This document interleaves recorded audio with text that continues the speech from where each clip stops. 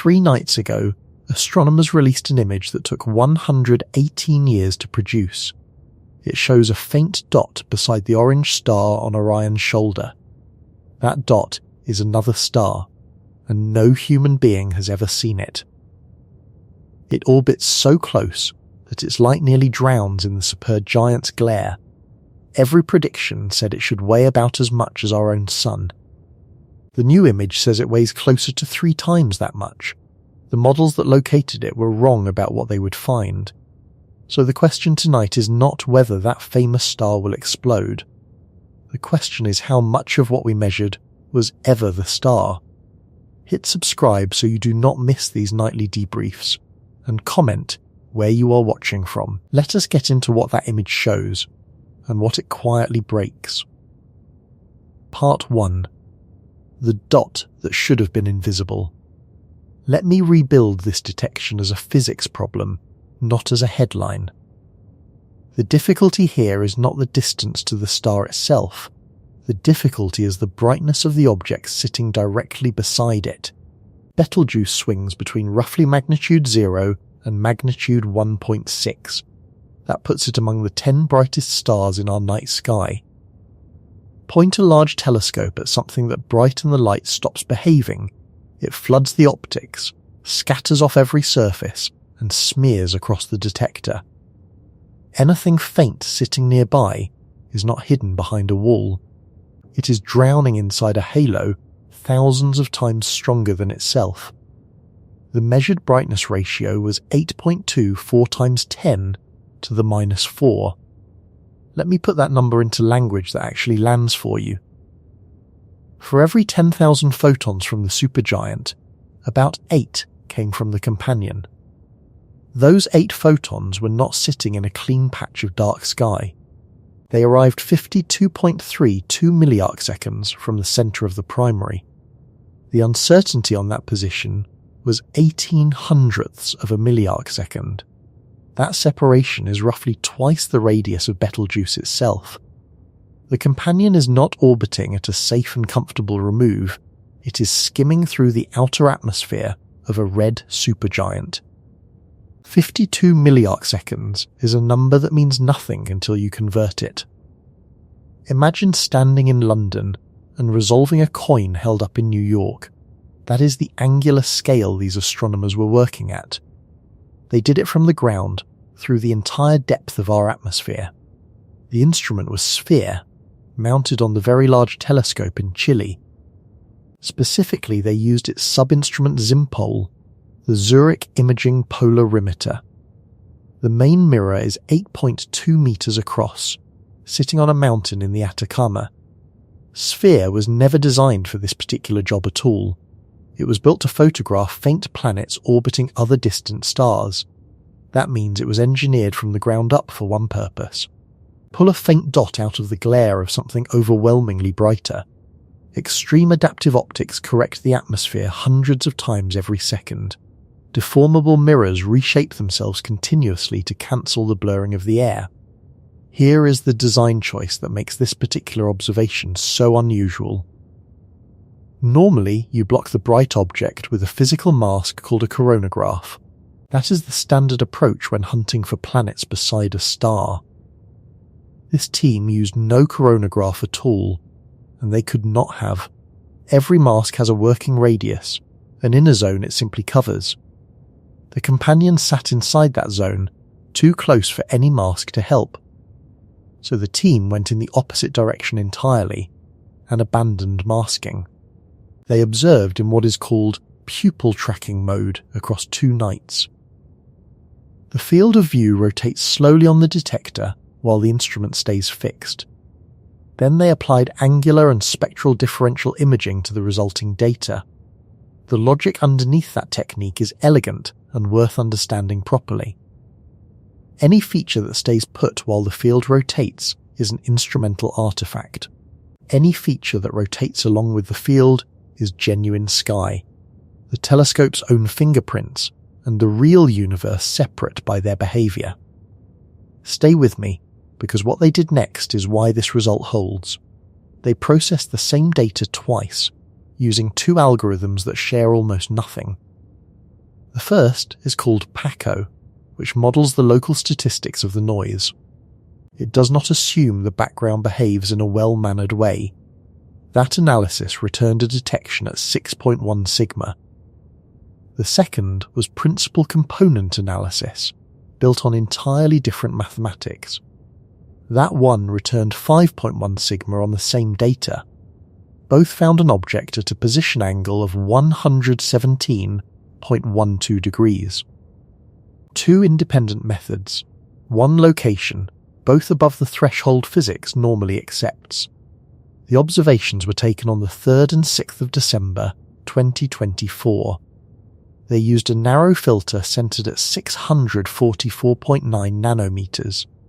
That is a slice of deep red continuum light, chosen with real care. It sits beside the hydrogen alpha line without being contaminated by it. Now hold that December date, because it is the most important detail so far. The 6th of December was not a lucky night at the telescope. It was a predicted night, calculated in advance by two separate teams.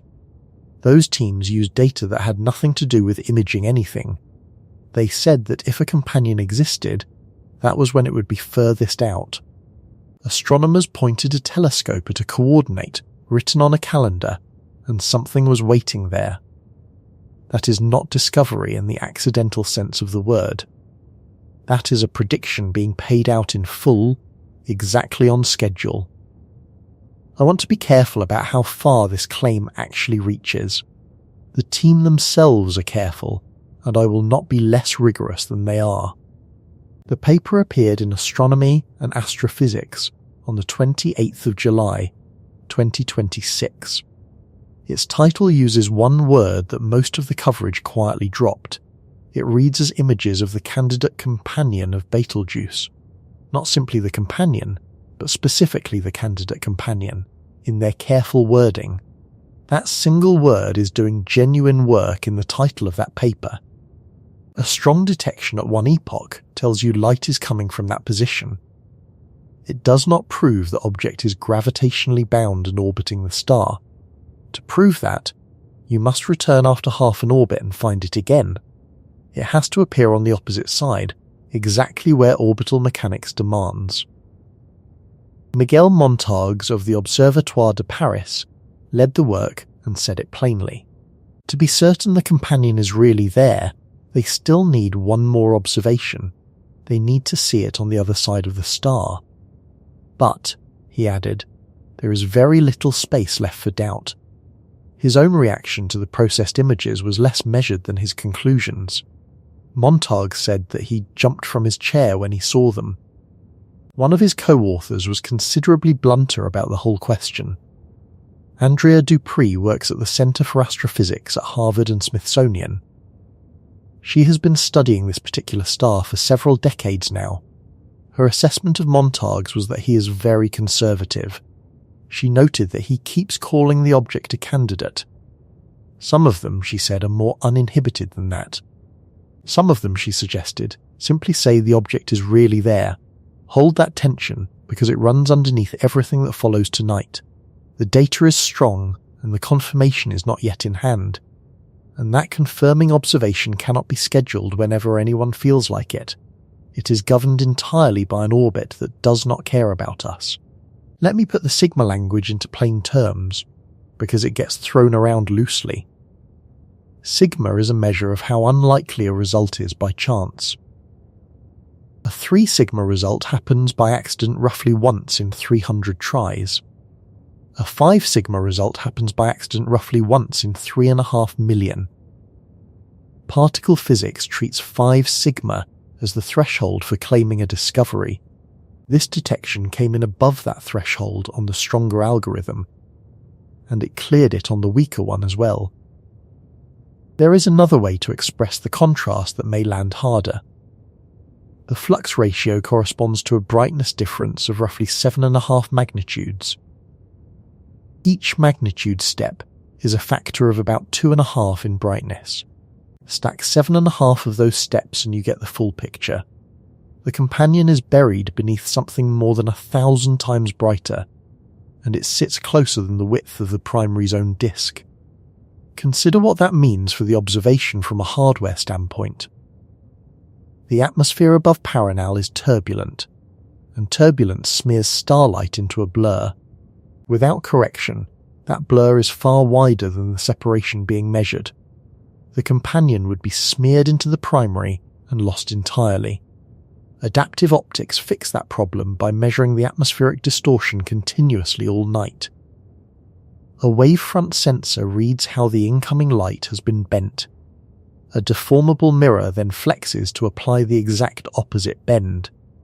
This happens hundreds of times every second, all night long. The mirror surface changes shape faster than you can register a thought. Without that system in place, this detection is not merely difficult to achieve, it is flatly impossible from anywhere on the surface of this planet. Now consider why they did not simply use a space telescope. Hubble is above the atmosphere and does not need correction at all. But angular resolution depends on the diameter of the mirror collecting the light. The Hubble Space Telescope's mirror measures 2.4 meters across. The Very Large Telescope unit used here is 8.2 meters. That difference in aperture size translates directly into raw resolving power.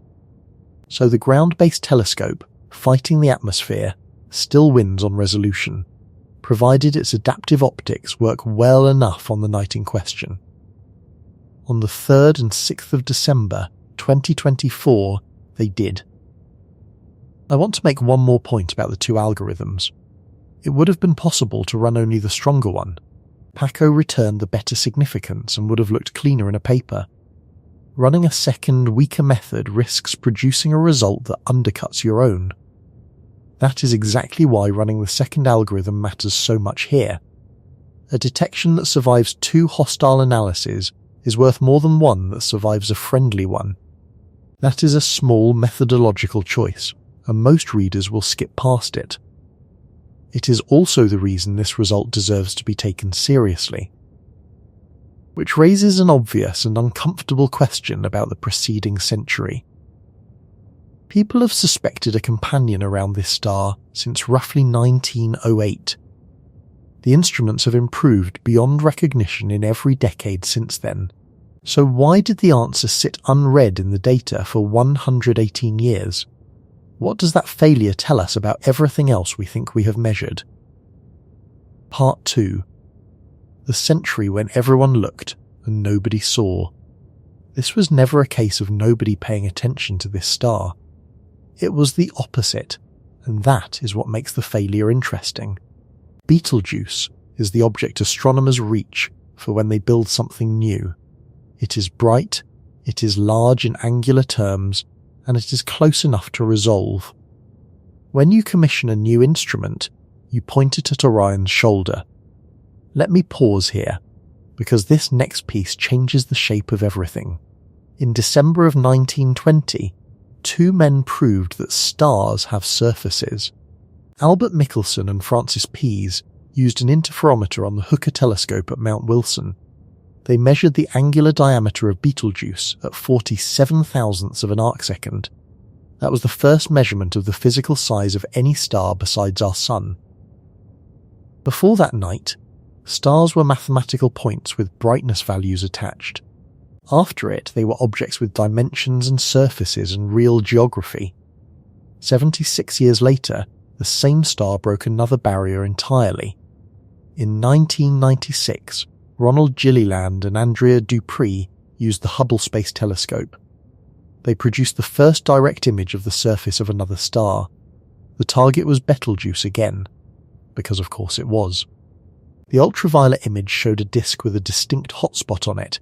It also showed the star appearing far larger in ultraviolet than in visible light. The difference was a factor of roughly 2.2 in diameter. So this is not some obscure object nobody bothered to examine. This is arguably the most studied single star in the sky after ours. And throughout that entire period, the anomalies were sitting in plain view. Going back to around 1908, observers noticed something odd in the measurements. The star's radial velocity, meaning the speed its surface moves toward or away, misbehaved. It kept showing structure that a simple pulsating star should not produce. Hold the shape of that argument, because it repeats throughout tonight. Here is the reason that suspicion never converted into an actual discovery. Betelgeuse is a boiling star, and I mean that almost literally. Its surface is nothing like the relatively orderly surface of our own Sun. It is covered in enormous convective cells of rising and sinking gas. Those cells are large enough that a handful of them cover the visible disk. When a giant blob of hot gas rises toward you, your spectrograph reads motion. The instrument records that as the star moving in your direction. When that same blob cools and sinks, the star appears to recede. Think of it as measuring the exact water level in a pot at full boil. The water has a real average level, and that level genuinely exists. But every individual reading you take is contaminated by the churn at that instant. The fluctuations are large compared with the signal you are actually hunting for. You can measure forever and never separate the level from the boiling. So for 100 years, every hint of a companion could be waved away. Not through laziness and not through incompetence, and that distinction matters here. Every anomaly had an innocent explanation sitting ready and waiting. That explanation was convection, a process everyone knew for certain was happening. And that right there is the trap this whole field walked into. When one mechanism can explain any anomaly you find, something dangerous happens. You lose the ability to detect the anomalies that mechanism did not cause. The noise becomes a universal solvent that dissolves every inconvenient signal. Let me give you the specific numbers, because this is where the thread gets pulled.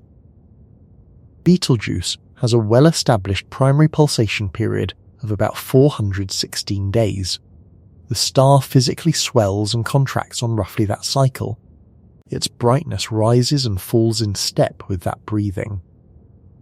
There is also an overtone running at around 185 days. Both of these are entirely ordinary for an object of this type. Red supergiants pulsate, and nobody finds that surprising in the slightest. But there is a third signal buried in the light curve. It is much longer, running at approximately 2,100 to 2,200 days. Call it just under 6 years between one repetition and the next. Astronomers call this a long secondary period, and Betelgeuse is not alone. Roughly a third of all carefully monitored pulsating red giants show one, and nobody could explain it properly. Not for decades of genuinely serious effort. The period is about 5 times longer than the fundamental pulsation of the star. Stellar structure models do not naturally produce any mode with that period. It has been described, honestly, as one of the last unexplained common phenomena in stellar physics. Various explanations were floated across the years by serious researchers. Rotating clouds of dust orbiting the star, and giant convective overturn cycles on very long timescales. Magnetic activity cycles similar to the 11-year rhythm of our Sun. And, always sitting somewhere on that list, an unseen binary companion. Slow down with me for a moment, because this detail carries real weight. The binary explanation was never dismissed by anyone as unreasonable. It simply could not be proven with the data available. The companion, if real, would sit inside the glare of the primary. It would sit inside the convective noise that swamped every velocity measurement. It would sit inside the extended atmosphere of a star in constant, violent motion. I want to add one more layer, because the noise was not the only obstacle. Detecting a companion by radial velocity requires measuring the wobble of the primary. 2 bodies orbit their shared centre of mass, and the bright one moves. That method works beautifully for planets orbiting ordinary, well-behaved stars. Those stars have sharp, stable spectral lines that shift cleanly and periodically. Betelgeuse offers neither of those two things to any spectrograph on Earth. Its spectral lines are broad and they are distorted by the convection already described. They shift around for reasons having nothing to do with any companion. A wobble caused by an object of roughly 1 solar mass would vanish. It would be buried completely inside the star's own intrinsic variability. And there is a second obstacle that is purely practical. The orbital period is about 6 years from end to end. To characterize an orbit properly, you want several complete cycles of data. Several cycles at 6 years each means decades of consistent, calibrated monitoring. That is simply not how professional telescope time gets allocated. Observing time is awarded in competitive blocks, usually measured in nights. Nobody receives a 30-year continuous program on one single star, which explains something surprising in the acknowledgements of this new work. The orbital analysis leaned heavily on archival records rather than new observations, and amateur astronomers appear in the credits of a professional discovery paper. The American Association of Variable Star Observers has collected brightness measurements for over a century. 2 contributors, Thomas Calderwood and Peter Morgan, are credited on the paper itself. Let me say that again, slowly, because it deserves the emphasis. A detection at the extreme limit of an 8-meter telescope in Chile succeeded. It succeeded partly because of ordinary people in their own backyards, people writing down how bright a star looked, night after night, for 100 years. The most advanced adaptive optics on Earth needed that logbook to know where to point. There is one more historical detail that makes the century of failure sharper. Betelgeuse has been suspected of hosting a companion since roughly 1908. That is not a vague folk suspicion, but a documented line of inquiry. Astronomers noticed velocity variations that did not repeat on the pulsation period. They floated the binary explanation and could not close the case. The technology gap between then and now is difficult to overstate. In 1908, spectra were recorded on photographic plates. Measuring a line position meant examining an emulsion under a microscope. The precision available was orders of magnitude below what electronic detectors give. But here is what should give you pause about that comparison. The limiting factor was never really the precision of the detectors themselves. The limiting factor was the star itself, and it still is. Betelgeuse generates its own noise at a level that swamps the signal. Better detectors measure that noise more precisely, and they do not remove it. Think about that boiling pot again for a moment before continuing. Buying a more accurate ruler does not help you measure the water level. The surface of the water is still churning while you measure it. You need to either still the water or find a different measurement entirely. That is exactly what the December observing campaign did differently. It abandoned velocity measurement entirely and went straight to direct imaging. It did not try to infer the companion from the primary's motion. It simply photographed the companion directly and settled the question. There is a lesson buried in that shift, and it recurs throughout astronomy. When a measurement stalls for a century, the answer is rarely more precision. The answer is usually a different kind of measurement entirely. I want to give you one more piece of the pulsation puzzle. Long secondary periods are not a Betelgeuse curiosity at all. They appear in roughly a third of pulsating red giants that get monitored. That is thousands of stars showing the same unexplained behaviour. Several competing explanations have circulated for decades without any real resolution. Some researchers proposed orbiting dust clouds obscuring the star periodically. Others proposed very slow convective overturn cycles in the outer envelope. Others proposed magnetic cycles analogous to the 11-year rhythm of our Sun. And some proposed companions, exactly as later turned out to be the case here. The difficulty is that these explanations predict similar light curves. A dust cloud passing in front dims the star on a period. A companion star passing in front produces a very similar effect. Distinguishing between them from photometry alone is close to impossible, which is why the direct image matters beyond this one star. If companions cause long secondary periods, then thousands of monitored red giants have companions. Thousands of stars whose properties were derived assuming they were alone.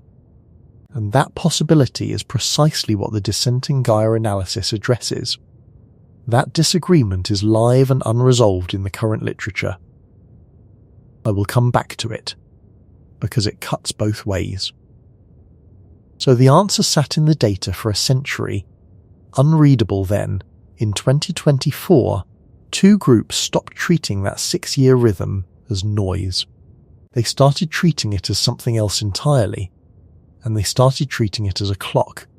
And a clock does not merely explain what already happened. A clock tells you exactly where to look, and exactly when. That is how you catch something that has spent a century hiding. Part 3. The companion that was calculated before anyone saw it. In 2024, a paper appeared with a title that tells you the mood. Jared Goldberg at the Flatiron Institute wrote it with two colleagues. Meredith Joyce and Elzel Molnar of the Konkoly Observatory in Hungary joined him. They called it A Buddy for Betelgeuse and published it in the Astrophysical Journal. The subtitle framed binarity as the origin of the long secondary period. Their argument was structural rather than observational, and that distinction matters. They ran the star through stellar evolution models that simulate interior physics. These are not curve-fitting exercises applied to a light curve. They asked one clean and specific question of those models. If 416 days is the fundamental pulsation mode, what is the other signal? The answer that came back was that it could not be pulsation at all. There was no room left in the physics for a second mode. The star cannot ring at 2100 days while ringing at 416. Not with the internal structure the models require to match everything else. Goldberg summarized his own conclusion without any hedging, and nothing else added up, he said. If there is no companion, then something far stranger is happening. Something, he said, that is impossible to explain with current physics. Weigh that statement carefully, because it is a serious thing for a modeler to say. He was arguing that the choice on the table had narrowed to two options. Either there is a second star, or there is a hole in stellar physics. They gave the hypothetical object a formal designation, Alpha Orionis B. Informally, and this is the name that spread through the press, they called it Betel Buddy. Their mass estimate came in low, at roughly 1.17 solar masses. The uncertainty on that figure was substantial, around 0.7, and that number was a lower bound because of the orbital geometry involved. Then a second team arrived at the same conclusion from a completely different direction. Morgan McLeod and colleagues published in 2025 in the same journal. Their title concerned radial velocity and astrometric evidence for a close companion. Instead of modelling the interior, they went into the historical archive. They had a century of radial velocity measurements and a century of brightness estimates. They gathered astrometric positions recorded across several generations of instruments. Then they asked whether one consistent orbit could reproduce all of it. It could, and their solution described a companion of well under 1 solar mass. The best fit sat near 0.6 times the mass of our Sun. The orbital period came out at 2,110 days. The separation placed it at roughly twice the radius of Betelgeuse. The orbital plane appeared close to edge-on from our viewpoint. It also appeared aligned with the spin axis of the supergiant itself. Two teams and two methods sharing almost no assumptions whatsoever. One team worked forward from interior physics and stellar structure models, the other working backward from 100 years of accumulated measurements. Both converged on a companion with a period just under 6 years, and critically, both produced the same actionable prediction at the end. If this object exists, it reaches maximum apparent separation in early December of 2024. Notice what had just happened to the shape of the problem. For 100 years, the companion question was a matter of interpretation. Now it had become a matter of pointing a telescope on a specific night. Before the observation that produced the image, there was one more attempt. In July of 2025, a team led by Steve Howell reported a tentative detection. Howell works at the NASA Ames Research Center in California. They used speckle imaging on the Gemini North Telescope in Hawaii. Their mass estimate came out higher than either prediction had suggested. They placed it somewhere between 1.4 and 2 solar masses. Their best guess landed around 1.6 times our Sun. Howell described the observation as sitting at the extreme edge of what Gemini could do. He said the detection pushed the limits of high angular resolution imaging, and, he said afterward, the extremely difficult technique simply worked. Martin Still, a program director at the National Science Foundation, put the significance broadly. He said that solving a problem standing for hundreds of years would remain a highlight. That result also produced the name the object now carries. In September of 2025, the International Astronomical Union formally recognized it. Their working group on star names approved the name Siwarha. The word comes from Arabic, and it means her bracelet. The logic behind that naming choice is genuinely elegant and worth explaining. Betelgeuse itself derives from an Arabic phrase about the hand of the giant. That giant in old Arabian sky lore was a female figure. A bracelet encircles a hand, and the companion encircles Betelgeuse. I want to flag one thing about naming, because precision matters here.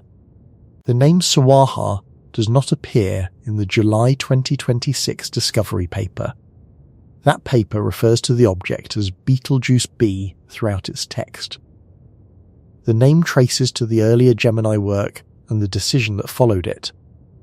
Both names describe the same object in the same orbit, but if you read the discovery paper hunting for Siwarha, you will not find it.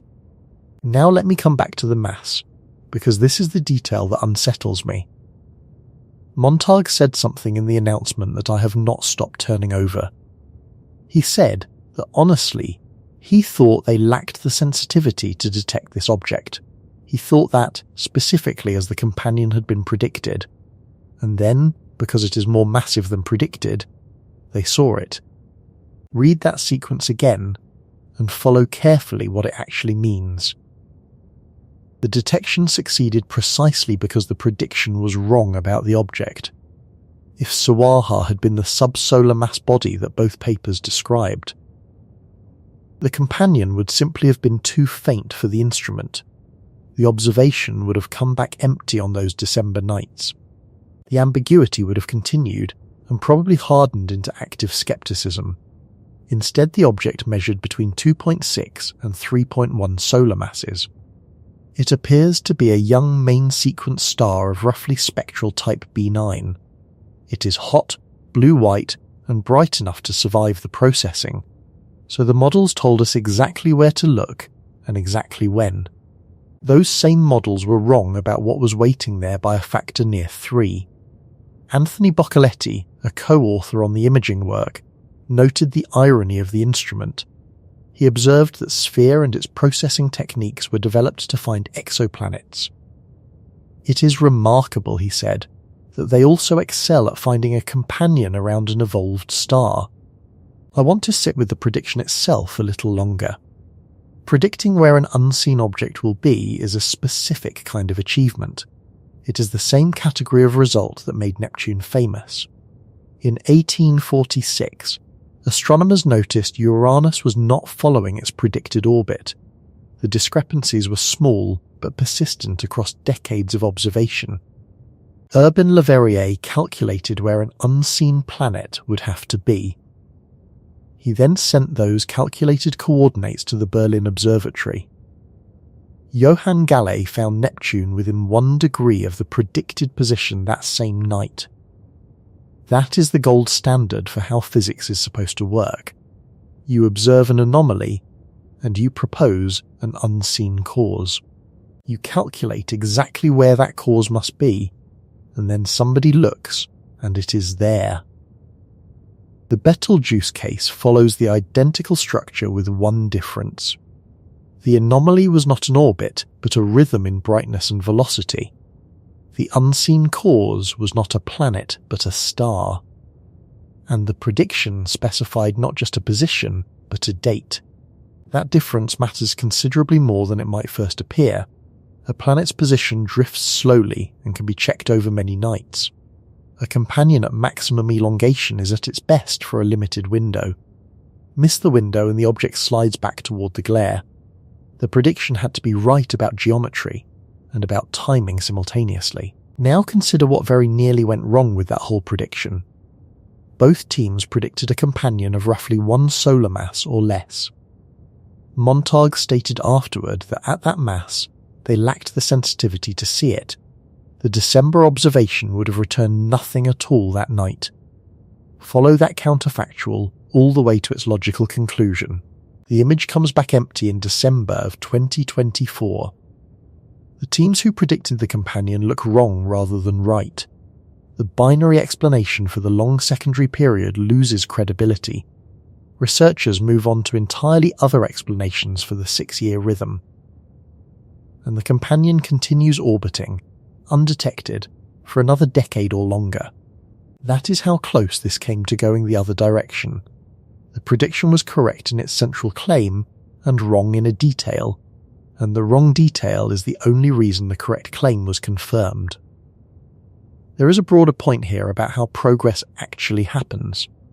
We tell these stories afterward as clean sequences of reasoning: prediction, observation, confirmation, understanding, and the reality involved a factor of 3 error that happened to help. Store that away, because it applies to the timing estimates as well. Those estimates are built by the same community using similar methods. They carry similar uncertainties that have not yet revealed themselves. Hold that factor of 3, because it does not stay contained. The models that missed the companion's mass are built from the same physics. But physics is used to estimate every other property of this star, including, and this is the part that matters, how far through its life it is. And understanding why that estimate is so fragile requires more context. You need to see what this particular star actually is first. Part 4. The star that would swallow Jupiter. Let me tell you what Betelgeuse actually is, with the uncertainties attached. Almost every number I am about to give you carries a range. Most coverage strips those ranges away, and that stripping is the problem. Start with distance, because distance poisons everything downstream of it. We do not know how far away this star is. Not precisely, and not even within a comfortable margin of precision. Published estimates run from roughly 548 light-years at the near end. They reach around 724 light-years at the far end. Several careful analyses land somewhere near 640 light-years. The original Hipparcos satellite measurement suggested about 430 light-years. That early figure was later revised substantially upward by other groups. You might reasonably ask why this remains unsettled in our era. We have Gaia, a spacecraft the European Space Agency built for exactly this. It has measured positions and distances for over 1 billion stars. Its measurement precision is extraordinary by any historical standard at all. So why can Gaia not simply resolve the question and move on? Because Betelgeuse breaks the instrument, and the star is too bright for the detector's optimal operating range, and worse than that, its disk is resolved rather than point-like. Gaia is designed to track the position of a point source precisely. Betelgeuse is simply not a point source at Gaia's operating resolution. It is a boiling disk whose apparent centre of light wanders. Those convective cells rise and sink, shifting where the brightness concentrates. The very thing Gaia must track precisely is itself constantly moving, and it moves at a level comparable to the parallax signal being measured. I want you to feel the full weight of that fact. The single most fundamental parameter of the most studied supergiant in our sky is uncertain. not by a few percent, but by something near 30%, and 30% of hundreds of light years is an enormous physical distance. Here is exactly why that uncertainty propagates through everything else downstream. Distance determines luminosity, because apparent brightness alone tells you nothing. Without distance, you cannot convert observed brightness into actual energy output. Luminosity combined with surface temperature then determines the radius of the star. Luminosity and radius together fix where the star sits on the evolutionary diagram. That position determines the inferred mass of the object, and inferred mass determines the inferred age. Inferred age determines how far through its fuel supply it has burned. And that final number determines when the star actually dies. Every step in that chain inherits the uncertainty of the step before it. Follow the logic one link further, and the consequence is stark. An uncertain distance means an uncertain death date, by construction. With that caveat firmly in place, here are the working numbers.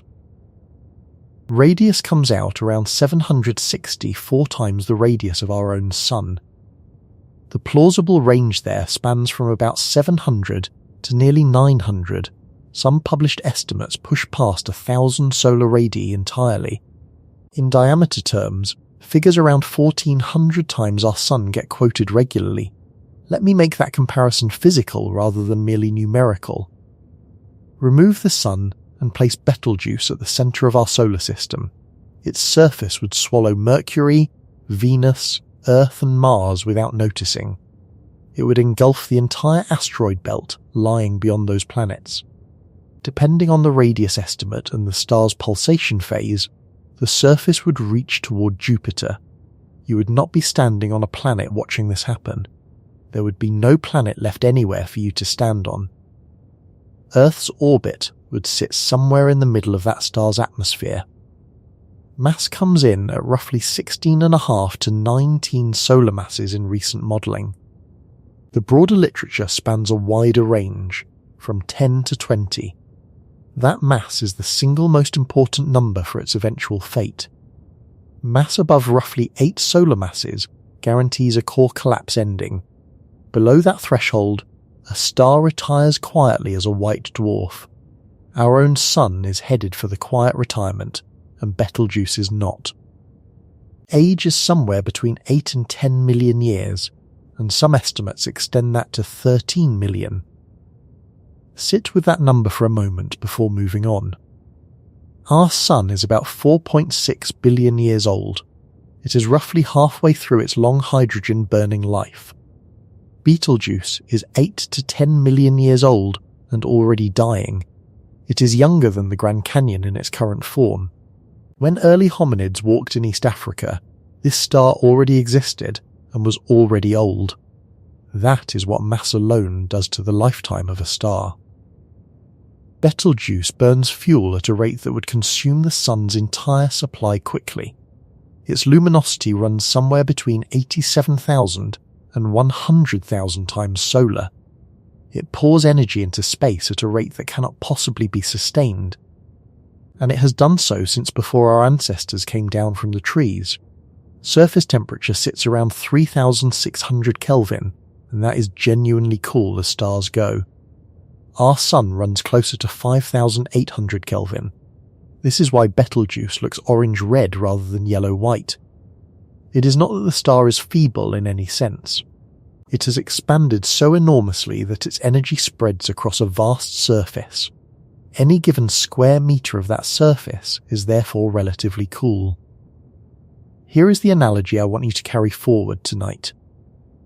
Take a fixed quantity of heat and compress it into a small metal ball. That ball glows white hot and will burn anything it touches. Now take the identical quantity of heat and spread it through a hot air balloon. The fabric is merely warm, even though the total energy has not changed. Betelgeuse is that balloon, enormous and tenuous, cool at the skin, containing a furnace. The outer layers of that enormous star are astonishingly thin. The average density of Betelgeuse is far below the density of the air around you. Scoop a cubic meter from its outer atmosphere and bring it here. You would be holding something closer to a laboratory vacuum than a substance. Keep that balloon in your mind, because it explains the next part. That is the object with a young blue star orbiting inside its envelope. A star of 2.6 to 3.1 solar masses every 6 years. Let me give you one comparison that makes the situation clearest. Our Sun is a single star with no companion at all. It has fused hydrogen quietly for about 4.5 billion years. It has roughly 5 billion years remaining before it becomes a red giant. It will never explode, because it does not have the mass to do so. Its surface is turbulent, but its convective cells are small relative to the disk. That is why we measure the Sun with precision no other star allows. Our Sun is, in the most literal sense available, the control group. It is one star, stable, well characterized, and close enough for exhaustive study. Betelgeuse is the opposite of that along every single axis. It is not single, and we now know that with real confidence. It is not stable, as the last several years demonstrated dramatically. It is not well characterized, as the distance range makes obvious. Its convective cells dominate its visible disk rather than averaging out. Its age is under 1% of our Sun's in absolute terms. And yet it is in its final phase, while our Sun sits comfortably at midlife. Now here is the part that should genuinely stop you. Every star above roughly 8 solar masses anywhere in the universe ends this way.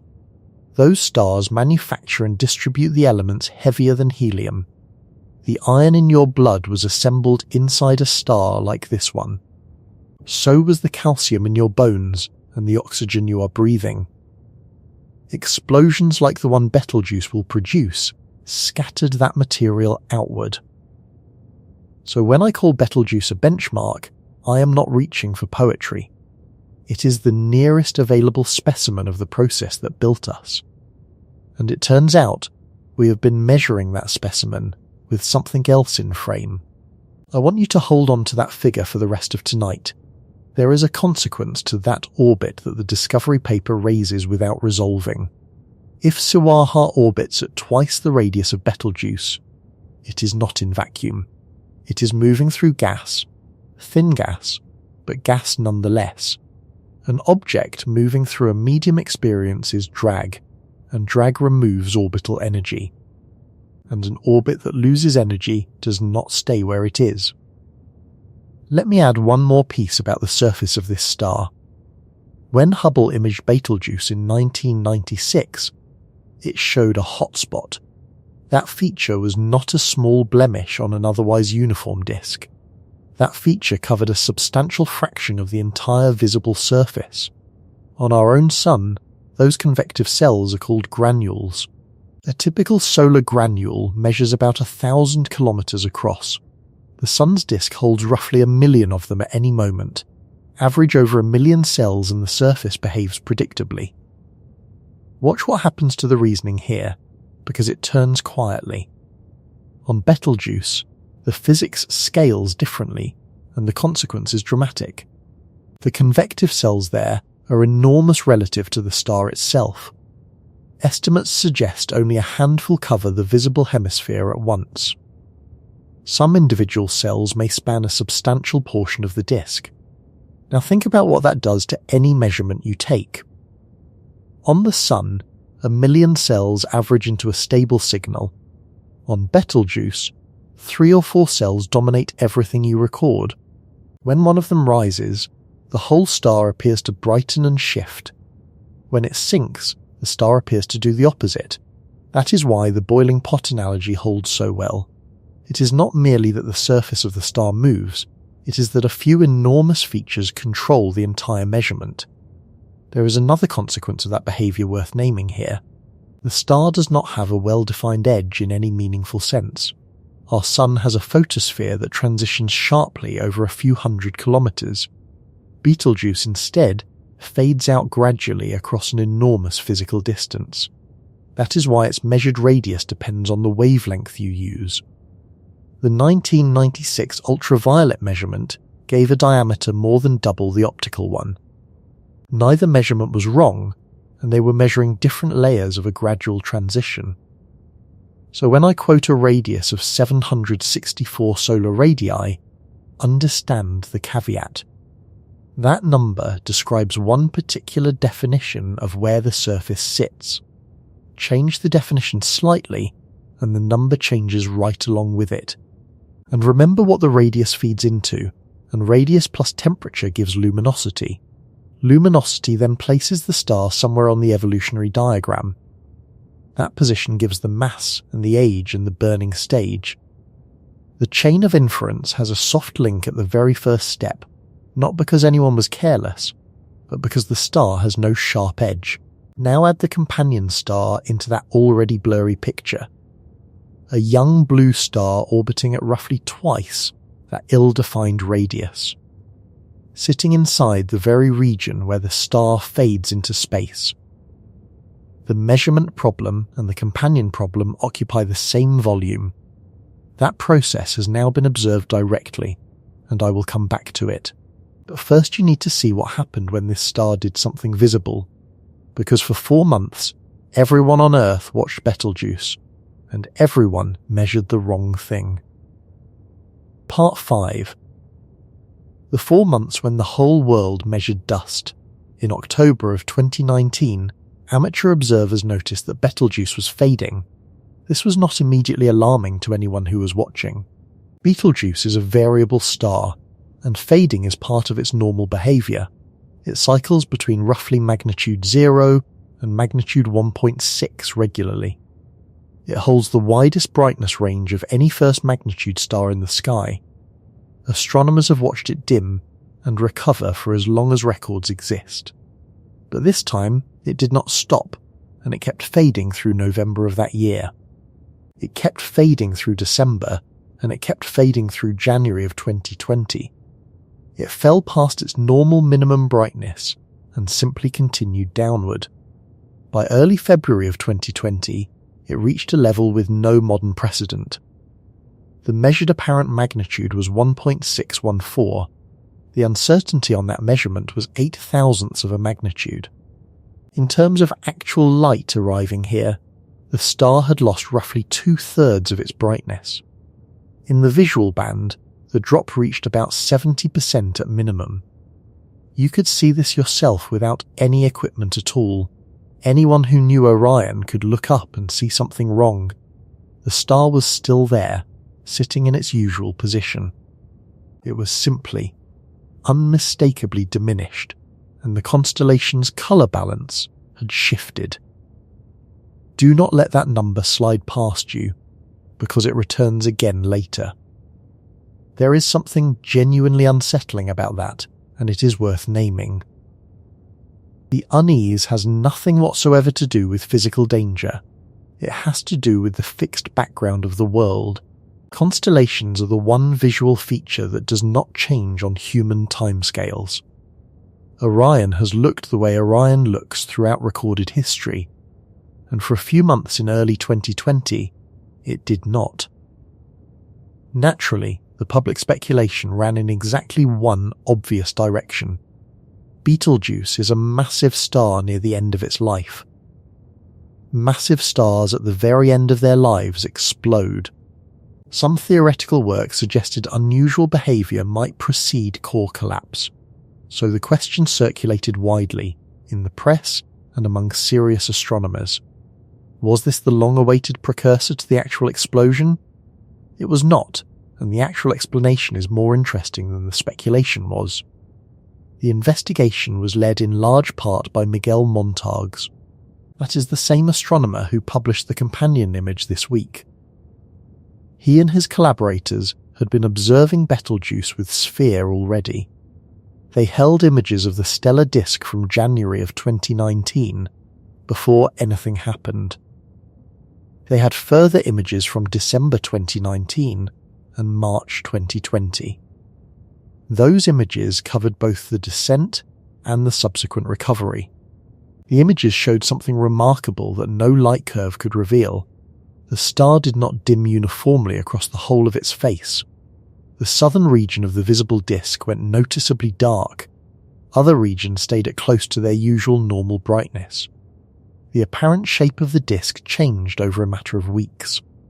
Their paper appeared in Nature in 2021, and the conclusion was specific. Betelgeuse ejected a large bubble of gas from its surface. That gas moved outward, expanded into the surrounding space, and cooled. When it cooled sufficiently, heavier elements within it condensed into dust grains. That dust, sitting between the star and us, blocked a substantial fraction of the light. A cool patch on the surface contributed as well, accelerating the condensation. The two effects together produced the depth of the observed dimming.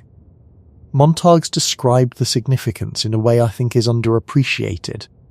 He said that for once they were seeing the appearance of a star change in real time, not over centuries, but on a scale of a few weeks. Let that register properly, and this was not a computer model or an inference from brightness data. This was direct imaging of another star's surface changing shape. And it came with a physical explanation for why it happened.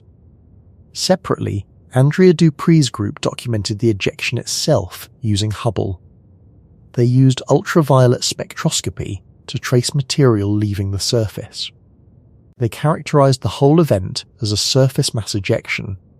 The scale of that event is difficult to convey in ordinary language. Our own sun produces coronal mass ejections on a regular basis. Those are the events that trigger geomagnetic storms here on Earth. NOAA's Space Weather Prediction Center tracks them and issues watches accordingly. They produce aurora, and occasionally they stress the power grid. The event Betelgeuse produced in 2019 carried enormously more material. The estimate runs to roughly 400 billion times the mass of a typical solar ejection. Dupree's own comment was characteristically direct, and Betelgeuse is a unique star, she said. They were observing material directly leaving the surface of a supergiant, so the great dimming was not a death rattle at all. The star coughed, and the cough was large enough to obscure its own face. Here is where the story turns, so stay close to the argument now. Now here is the part I want you to hold on to tightly. For roughly 4 months, essentially every observer on Earth watched this star, and essentially every one of those observers was measuring dust. The brightness numbers recorded during that window are real measurements of arriving photons. They are also, in terms of the star's interior condition, close to meaningless. The signal was dominated by an obscuring screen unrelated to the core. Feed those months of photometry into a model assuming you see the photosphere. That model tells you the star cooled dramatically and possibly contracted. It would be wrong, and not because the data was bad, but because something sat in between. Stay with me here, because that is the exact structural problem we now face. Something was sitting between the instrument and the thing being measured. In 2020, that something was a dust cloud, and it lasted 4 months, with the companion that something is a star, and it lasted a century. The star brightened again afterward, faster than most people expected. It recovered through 2020 and 2021 steadily. Then in 2023, it went the other direction entirely. It became unusually bright, reaching around 140% of typical brightness. It peaked near magnitude 0.1 in April of that year. That triggered a second wave of explosion speculation in the press. The reasoning offered was that if dimming was suspicious, brightening must be too. Betelgeuse is a variable star, and variable stars are supposed to vary. The brightening of 2023 appears to be ordinary behaviour for this object, but notice the shape of that coverage, because it is instructive. In 2020, unusual dimming was read as a sign of imminent explosion. In 2023, unusual brightening was read the same way. When opposite observations confirm the same conclusion, that is not a hypothesis. That is an expectation searching for something to attach itself to. And there is a further wrinkle that has only recently emerged. In January of 2026, Dupree and colleagues presented new results. The venue was the American Astronomical Society meeting in Phoenix. Using Hubble data and ground-based observations spanning about 8 years, they found something. They detected an expanding wake in the atmosphere of Betelgeuse. That disturbance appears just after the companion transits the star. It follows the same 2,100-day rhythm. Dupree described the effect in terms that anyone can picture. "It is a bit like a boat moving through water," she said. "The companion creates a ripple effect in the atmosphere that shows in the data. Keep that boat in your head, because we will return to what happens to it." A boat that makes waves is paying for every one of them. There is one detail from the Great Dimming worth examining more closely. The star did not just dim, and it changed apparent shape. Consider how strange that statement is on its own terms. We are discussing an object roughly 600 light-years away, and astronomers watched its outline change over a period of weeks. That capability did not exist a generation ago in any form. The sphere images from December 2019 show a distinctly asymmetric disk. The southern region appears substantially darker than all the rest. By March of 2020, the pattern had changed again. The star was recovering, and the dark region was clearing. Those images did something a light curve fundamentally cannot do. A light curve records total brightness and absolutely nothing else. It cannot tell you whether a star dimmed uniformly or partially. Both scenarios produce completely identical numbers on a simple photometer. That distinction was the entire key to solving the puzzle. Uniform dimming would suggest the star itself had cooled or contracted. Partial dimming suggests something is blocking part of the view. The sphere images showed partial dimming immediately and entirely unambiguously. Hold that lesson, because it recurs in the companion story. Total light measurements cannot distinguish between competing explanations, and spatially resolved images can, and the difference between them is a century of ambiguity. There is also a timing detail here that deserves close attention. The gas that formed the dust was ejected before the dimming became visible. It had to travel outward, expand, and cool before condensing. That process takes time, and the delay matters for interpretation. So the cause preceded the effect by a substantial interval. Anyone looking for the trigger in the dimming data itself would find nothing. The trigger happened earlier and left behind a different signature entirely. Which raises the question I flagged before about the companion. If the companion transits the star every 2,100 days, what happens? Does that passage disturb the atmosphere enough to trigger an ejection? And if so, would we see a correlation between orbital phase and dimming events? Nobody has established that link, and the data set of major dimming events is small. You cannot draw a reliable correlation from one dramatic episode. But the question is now well posed, which it was not before. Notice how the discovery keeps generating questions rather than answering them. That is usually the sign of a genuinely significant result. Answers close inquiries down, while good discoveries open new ones. But before that, there is another anomaly in this star's record. It has been sitting unexplained for 30 years, and it has nothing to do with brightness. It has to do with how fast this enormous object is spinning, and the answer may have been orbiting in plain sight the entire time. Part 6. The spin that should not be possible. Red supergiants are supposed to rotate slowly, and this is not a subtle theoretical prediction. It falls directly out of the conservation of angular momentum. That is the same physics that speeds up a spinning figure skater. When the skater pulls her arms inward, her rotation rate climbs sharply. Run that process in reverse, and you get the expected behavior of a supergiant. A star like Betelgeuse expanded from a few solar radii to over 700. Its outer layers moved enormously farther from the rotation axis. Angular momentum must still be conserved throughout that entire expansion. So the surface rotation velocity should collapse to nearly nothing. The star should be turning so slowly it is difficult to measure. Betelgeuse does not do this, and that is the problem. Andrea Dupree, working with Ronald Gilliland and Har Newtonbrock, found the discrepancy first. Hubble's spectroscopy showed a rotational velocity along our line of sight near 5 km per second.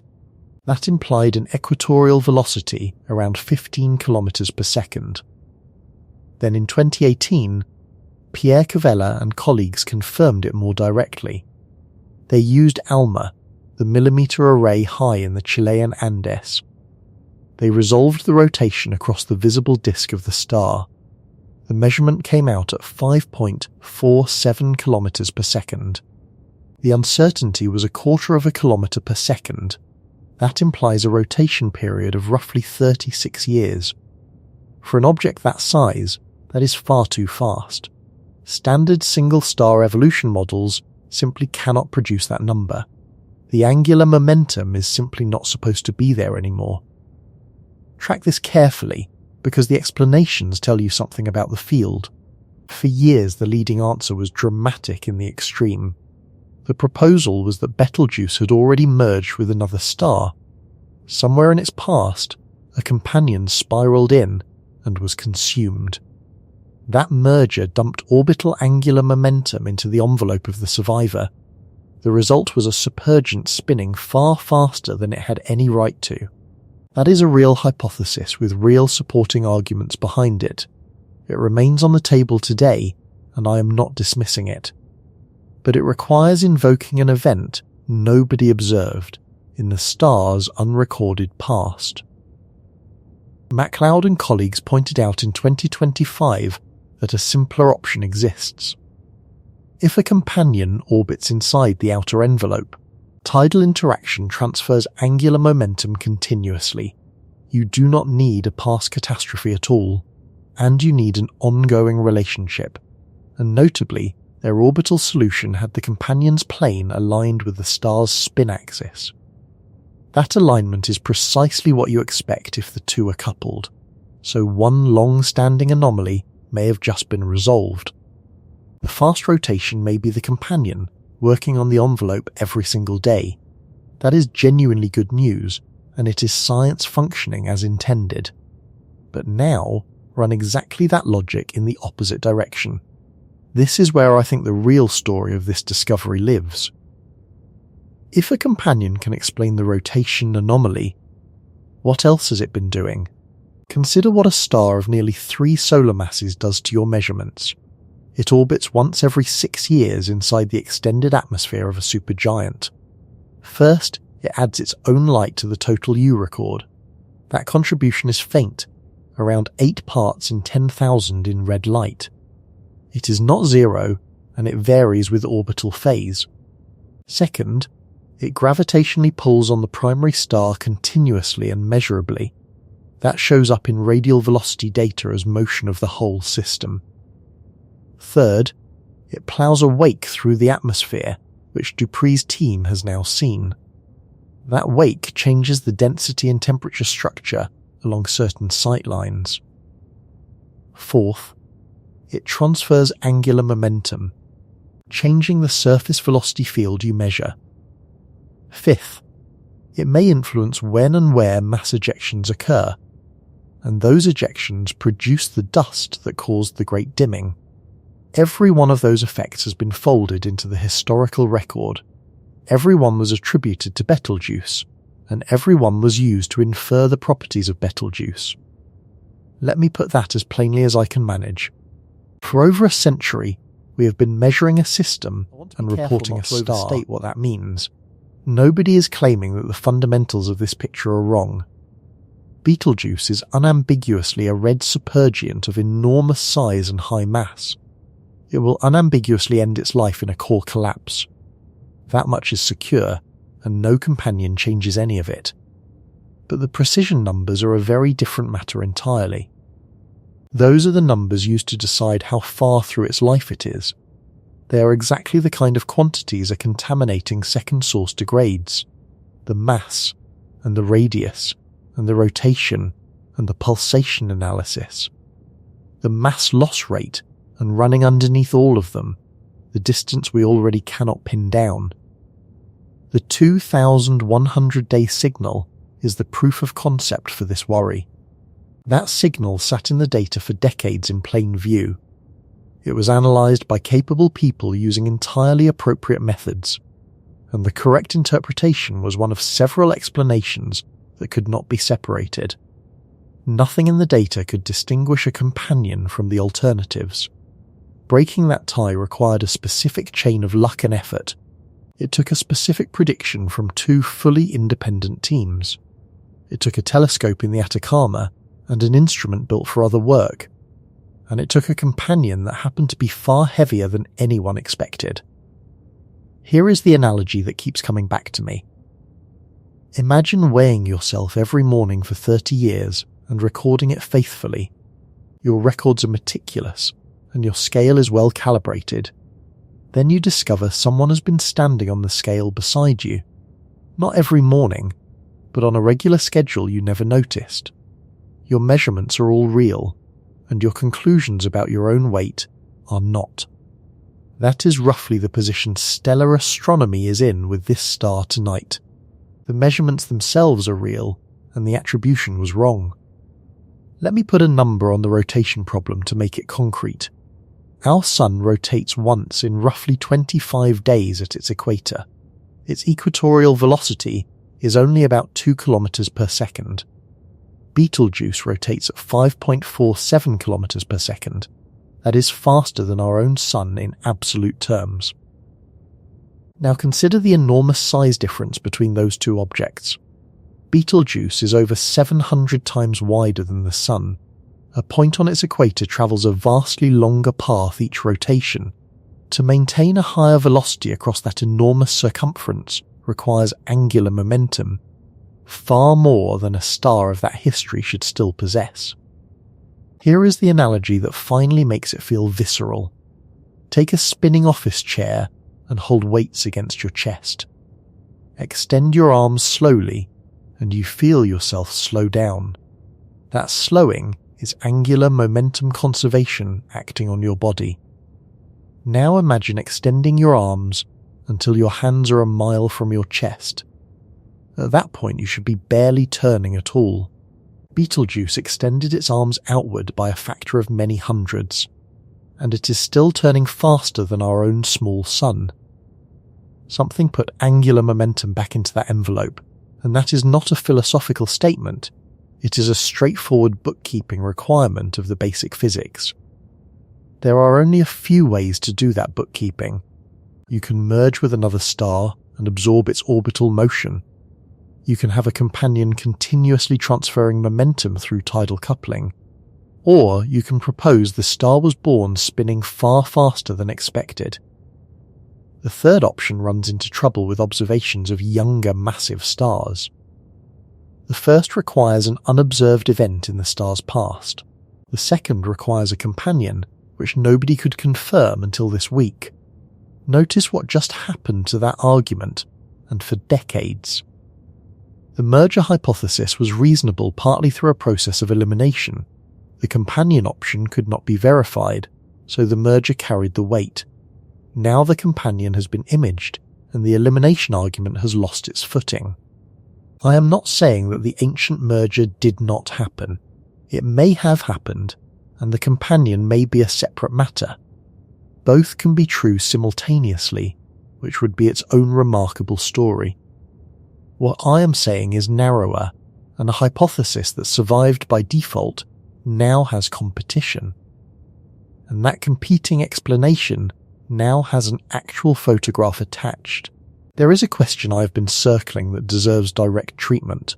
Why does a companion contaminate measurements so effectively at this separation? The answer is that the two objects are not cleanly separable in most data. For imaging, they blur together unless the resolution is extraordinary. For spectroscopy, their light enters the same slit and mixes completely. For photometry, a single detector records the sum and nothing more, so almost every instrument in the historical record measured a blend. Not Betelgeuse plus a small correction, but a blend, recorded as a single object. Consider the temperature measurement specifically, and astronomers derive surface temperature from the shape of the spectrum. A cool star produces more red light and less blue. Betelgeuse at 3600 Kelvin is strongly red. Now add a hot blue companion star into that combined spectrum. It contributes proportionally more at short wavelengths than at long ones. The blended light appears slightly bluer than the supergiant would alone. A slightly bluer spectrum implies a slightly higher temperature, and temperature feeds directly into the luminosity calculation. Temperature feeds into radius, mass, age, and the current burning stage. I want to be careful about the magnitudes involved here. The companion contributes about 8 parts in 10,000 in red light. That is genuinely small, and it will not overturn any temperature estimate. But in the ultraviolet, the ratio shifts substantially in the companion's favour. A hot star at 10,000 Kelvin outshines a cool one dramatically at short wavelengths, and ultraviolet observations have been used extensively on this star. That is precisely why the Hubble non-detection in the far ultraviolet mattered. Researchers looked for the companion's signature there and did not find it. That absence constrained what kind of star it could be, so the contamination is wavelength dependent, and that is the useful part. It is negligible in some measurements and potentially significant in others. Sorting out which is exactly the work now beginning. Nobody can tell you tonight how large the corrections will be. What I can tell you is that the corrections are now required. Now at this point a reasonable person asks an obvious question. If we missed something this large inside our best studied example, what is happening everywhere else? Is this discovery part of something larger going on out there? That question deserves a straight answer rather than a dismissal. The answer is not what a lot of people expect. Part 7. Are we watching the sky change, or watching ourselves improve? Every time a story like this appears, the same question follows it. People ask whether this is part of a larger pattern, a hidden companion, on top of the great dimming, on top of everything else. Whether something is happening out there that we are not being told. Here is the honest answer, and the answer is no, for reasons worth carrying with you. Once you understand it, you can evaluate the next 50 stories yourself. Our galaxy contains somewhere in the region of 100 billion stars. Only a small fraction are massive enough to end in core collapse, but a small fraction of 100 billion remains an enormous number. Estimates for the core collapse rate in our galaxy run at 1 to 3 per century. So at any given moment, thousands of massive stars are in late stages. A steady trickle of them are actually exploding right now. We do not see most of them, and the reason is geometric. Our galaxy is a disk, and we are sitting inside that disk. Our view along the plane is blocked by enormous quantities of dust. Most galactic supernovae detonate behind that dust and never reach us visibly. Mark that, because there is a concrete example from our own records.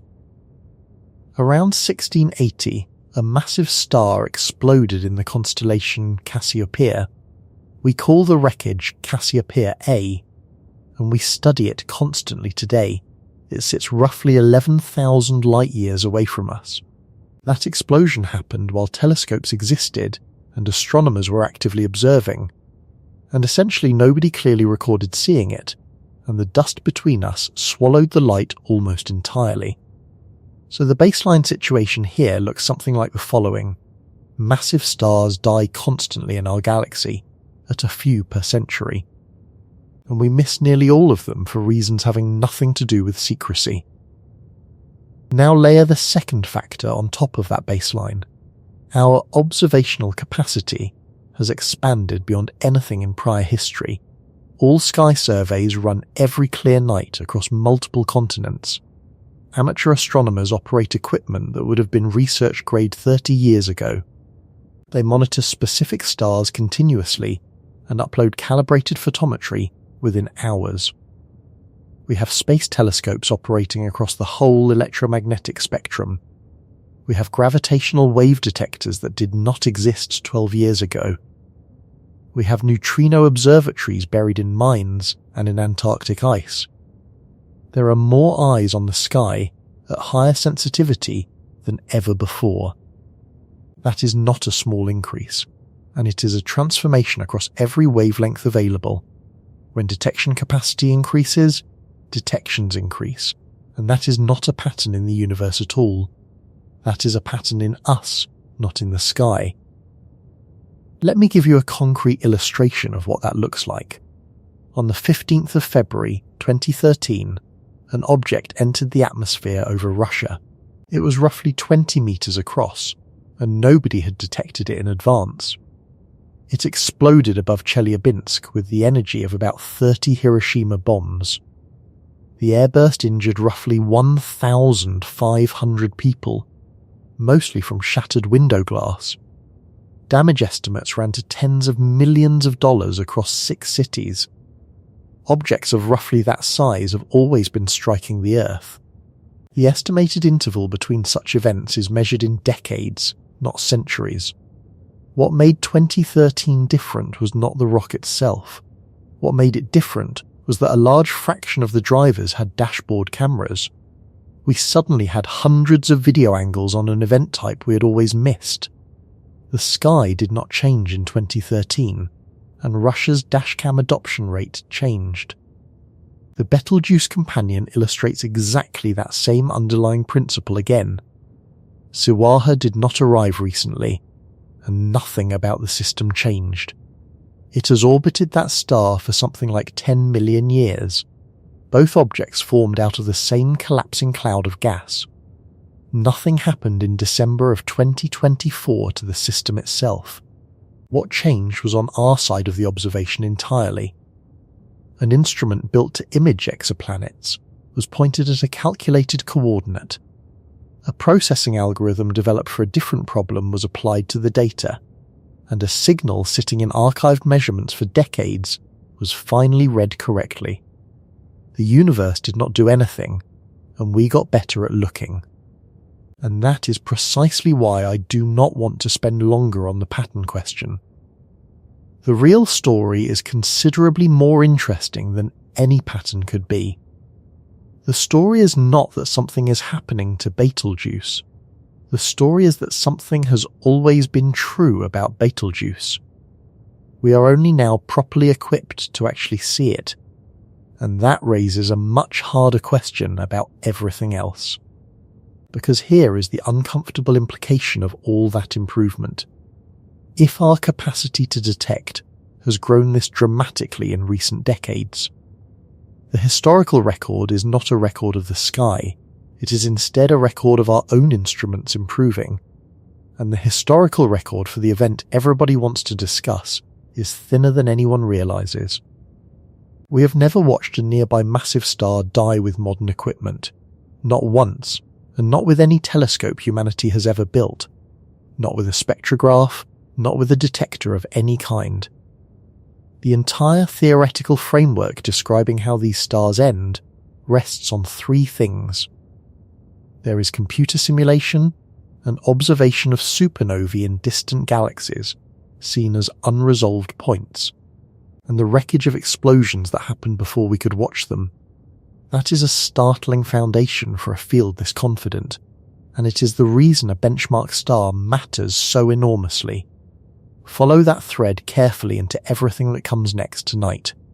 If you cannot observe the death directly, you must be confident about the living examples.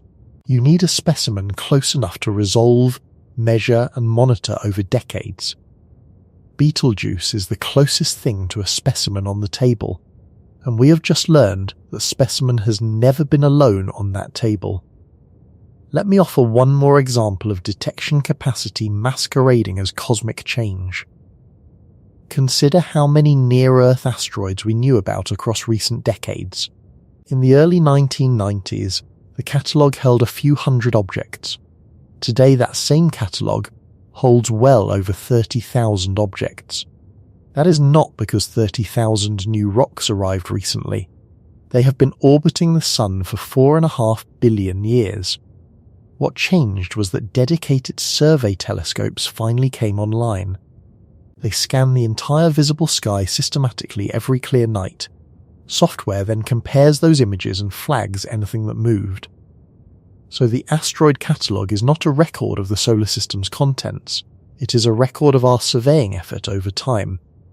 The same underlying principle applies directly to gravitational wave astronomy. Before September of 2015, humanity had detected exactly 0. Today the catalogue holds hundreds of black hole and neutron star mergers. Those mergers were happening the entire time, and we simply had no instrument capable of hearing them. And it applies to exoplanets in an even more dramatic way. In 1992, the confirmed count of planets outside our solar system was 0. Today it exceeds 6,000, and the galaxy did not manufacture 6,000 planets in 3 decades. Each of those catalogues tells you far more about us than about the universe. They chart the growth of instruments, not the growth of phenomena. I want to make one further point that cuts the other way. This principle should also make you cautious about historical baselines. If our detection ability has improved this dramatically, then old records undercount everything. A phenomenon that appears to be increasing may simply be newly visible. That applies directly to the star we are discussing tonight. Betelgeuse appears more eventful in recent years than it did historically. A great dimming, then an unusual brightening, then a hidden companion. It is tempting to read that as a star becoming unstable. The honest reading is rather different, and considerably less dramatic. We have been watching this star with better instruments and higher cadence than ever. Events that would have gone entirely unnoticed in 1960 are now front-page news. Carry that skepticism forward with you into the next section, because the historical record of stellar explosions is the thinnest record of all, and what it does not contain shapes everything we believe. Now, how long has it been since anyone watched this happen? The answer is a specific number of years, and it is longer than you think. Long enough that every instrument we would use to study it was invented afterward. Part 8. The 420-year blind spot. Go back to the 4th of July in the year 1054. Chinese court astronomers recorded the appearance of what they called a guest star. One of them was named Yang Wei-Te, and his account survives. The new star appeared in the constellation we now call Taurus. It was bright, reaching an estimated apparent magnitude near -6. That is roughly 4 times brighter than Venus at its very best. It was visible in full daylight for 23 consecutive days. Hold that number, because it is the kind of detail people forget. 23 days of a star you could see with the sun up, and it stayed visible to the naked eye at night for around 653 days. That is nearly 2 full years of an altered sky. Records of that event survive from multiple civilizations with no contact between them.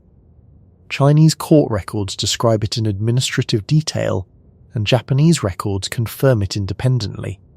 Observers throughout the Islamic world documented the event as well, and rock art produced by ancestral Puebloan people in the American Southwest may record it. We know precisely what that was, which is the remarkable part. The expanding wreckage is still there, and we photograph it constantly. It is the Crab Nebula in Taurus, about 6,500 light-years away. At its heart sits a pulsar spinning roughly 30 times every second. That pulsar is the crushed core of the star that exploded. It is a neutron star, and its properties are difficult to accept. roughly the mass of our Sun compressed into a sphere about 20 kilometers across. You could drive from one side to the other in 20 minutes. Now go back further to April of the year 1006. That event was brighter still, and by a considerable margin. Peak visual magnitude reached around -7.5. By NASA's characterization, that made it about 16 times brighter than Venus. It was recorded in China, in Japan, in Iraq, in Egypt, and in Europe. It remained visible in broad daytime for several weeks afterward. It stayed visible at night for around 2.5 years. It remains the brightest stellar event in all of recorded human history. Then the record thins dramatically, and the thinning is the point. In 1572, a new star appeared in Cassiopeia. Tycho Brahe observed and documented that star with obsessive precision. Peak magnitude reached around -4, comparable to Venus at its brightest. Its importance turned out to be philosophical as much as astronomical. The prevailing model held that the heavens beyond the moon were perfect and unchanging. Tycho measured the new star and found no detectable parallax at all. That meant it could not be an atmospheric phenomenon close to Earth. It was out there, among the supposedly fixed stars, and it was new. That single measurement helped crack a cosmology standing for nearly 2,000 years. 32 years later, in 1604, another one appeared. This supernova occurred in Ophiuchus and was studied by Johannes Kepler. Peak brightness reached around magnitude -2.25. It stayed visible in full daylight for over 3 weeks. It remained a naked eye object for roughly 18 months. And then, for 4 full centuries afterward, nothing at all. That is the last confirmed naked eye supernova in our own galaxy. The answer is 1604, and Cassiopeia A around 1680 went unwitnessed. Do the arithmetic on that particular gap for a moment. It has been more than 420 years since anyone watched a galactic star explode. I want you to feel the weight of what happened during those 4 centuries. We invented the telescope and then refined it beyond recognition. We invented the spectroscope, which let us read the composition of starlight. We invented photography and then later on the photomultiplier tube. We invented the charge-coupled device that sits in every modern camera. We built the entire field of radio astronomy from nothing.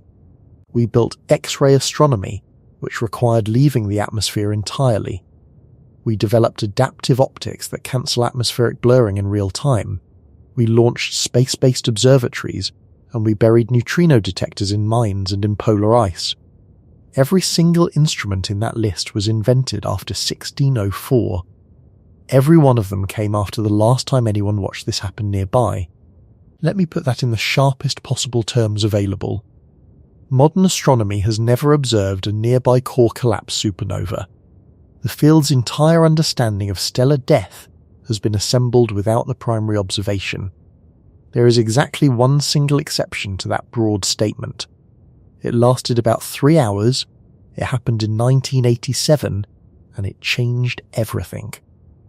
I will get to it, and it deserves its own part, but this gap is why the benchmark problem has teeth.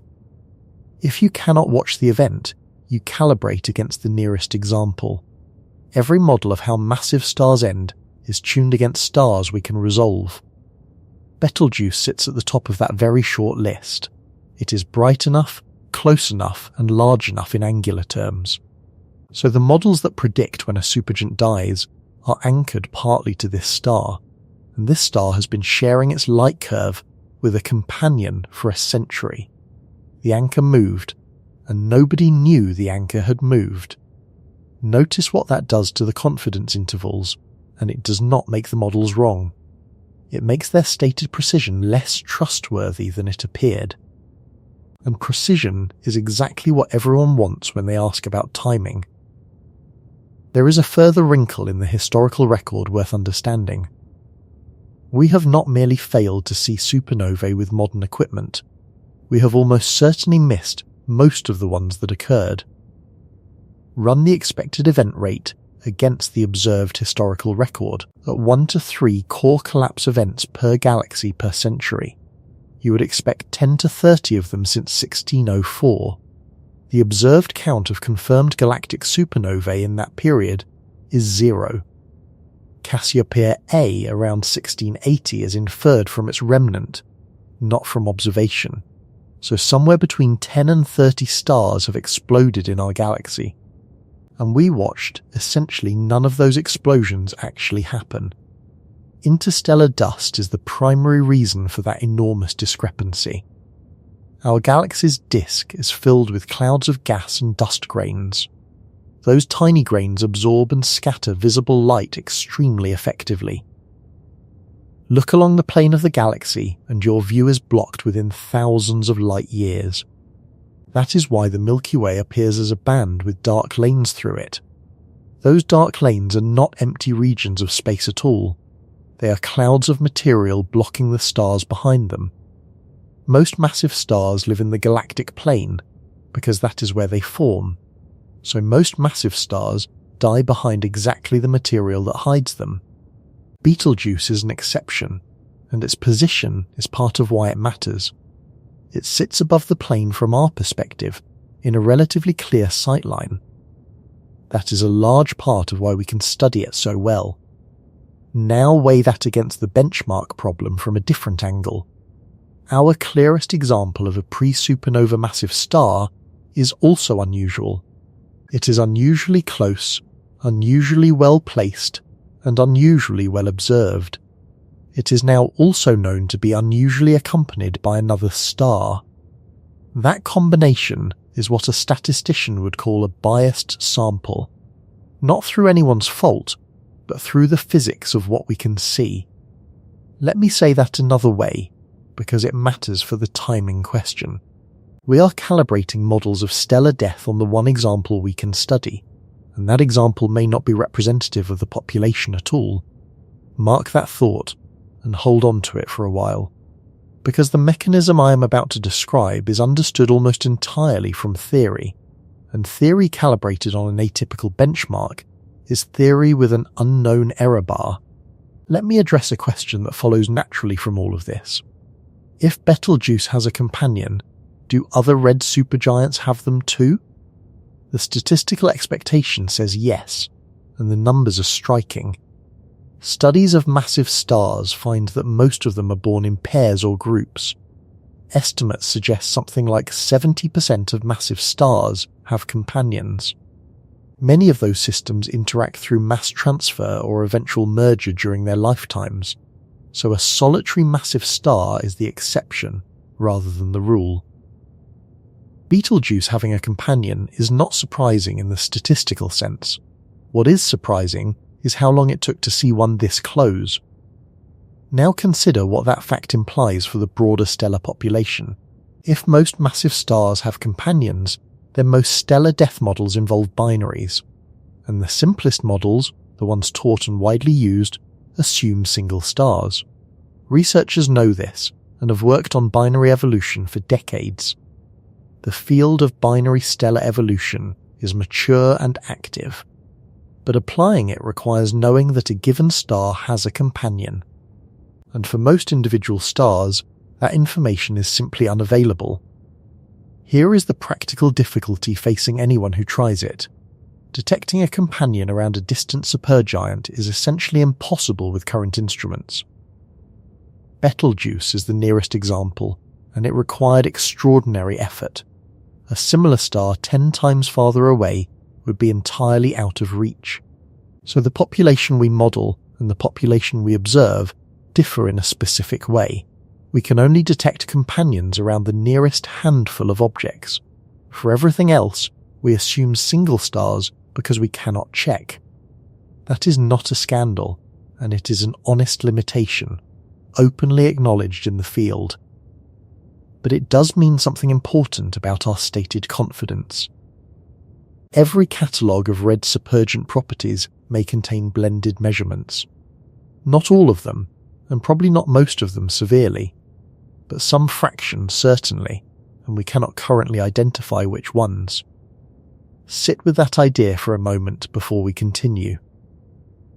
The discovery around one famous star raises a question about thousands of others, and answering it will require instruments that do not yet exist. To understand why the timing question is so brutally hard, you need the mechanism. You need to know what is actually happening inside that star right now, because the process running in its core has a property that seems designed to hide it. Part 9. The iron that ends the argument. Let me rebuild the death of a massive star as a sequence of steps, not as a dramatic event, but as physics running to completion. The sequence explains why any warning we get will be so strange. A star is a permanent argument between two opposing forces. Gravity is constantly trying to crush it out of existence. Every gram of material is being pulled toward the center relentlessly. For an object of 16 to 19 solar masses, that inward pressure defies intuition. Nuclear fusion in the core is pushing back against it. In the core, atomic nuclei are slammed together hard enough to merge. Each merger releases energy, and that energy provides outward pressure. That pressure holds the star up against its own weight. Every star you have ever seen is a stalemate between those two forces, and the stalemate lasts exactly as long as the fuel does. Here is the sequence for a star with the mass of Betelgeuse. Stage 1 is hydrogen, and it is the longest by an enormous margin. 4 hydrogen nuclei fuse into one helium nucleus in a series of steps. The resulting helium weighs slightly less than the 4 hydrogen nuclei did. That missing mass emerges as energy, which is what makes stars shine. For a star this size, core hydrogen burning lasts around 10 million years. Betelgeuse has already finished that stage completely, and that is precisely why it is a supergiant today. When the core hydrogen ran out, the core contracted under gravity. The outer layers responded to that by expanding enormously outward. The star swelled into the bloated object we see tonight. Stage 2 is helium, and 3 helium nuclei fuse into one carbon nucleus. For a star this size, that stage lasts roughly 1 million years. And then the sequence begins accelerating in a way that is hard to accept. Carbon burning runs on the order of 1,000 years. Estimates vary with mass and with modelling assumptions, but that is the scale. Neon burning takes something like a single year, and oxygen burning takes a few months. Silicon burning takes about a single day from start to finish. I want to make sure that landed properly. And 10 million years for the hydrogen, and 1 single day for the silicon at the end. The reason for that acceleration is worth understanding, because it drives everything. Each successive fuel yields less energy per reaction than the one before. Meanwhile, the core has grown hotter and denser at every stage. A hotter core radiates energy away faster, mostly as neutrinos, so the star must burn progressively worse fuel at a progressively faster rate. It does this simply to hold itself up for one more day. Here is the analogy I want you to keep hold of. The star is running up an escalator that is moving downward, and with each stage the escalator speeds up beneath it. The running gets faster, the gain gets smaller, and the outcome is fixed. During silicon burning, the core is manufacturing iron, and iron is where the entire argument ends. Everything up to iron releases energy when it fuses, and iron does not. Iron sits at the bottom of the nuclear binding energy curve. That means it is the most stable configuration nature offers. Fusing iron into anything heavier consumes energy rather than producing it. So when the core becomes iron, the outward pressure does not decline gradually. It stops, and the star has at its very centre a sphere of iron. That sphere is roughly the size of Earth, and it contains more mass than our entire Sun. That iron sphere produces no energy at all any longer. It is held up only by the resistance of degenerate electrons, and it grows heavier every second as the silicon shell dumps fresh iron onto it. There is a hard ceiling on what electron degeneracy pressure can support. That limit sits at around 1.4 solar masses. When the iron core crosses it, there is no negotiation available. The core collapses, and at that point, nothing can stop it. I want to be precise about the timescale, because this number does the work. The collapse of that iron core takes less than 1 second. In under a second, an object the size of Earth falls inward. It becomes an object roughly 20 kilometers across instead of that.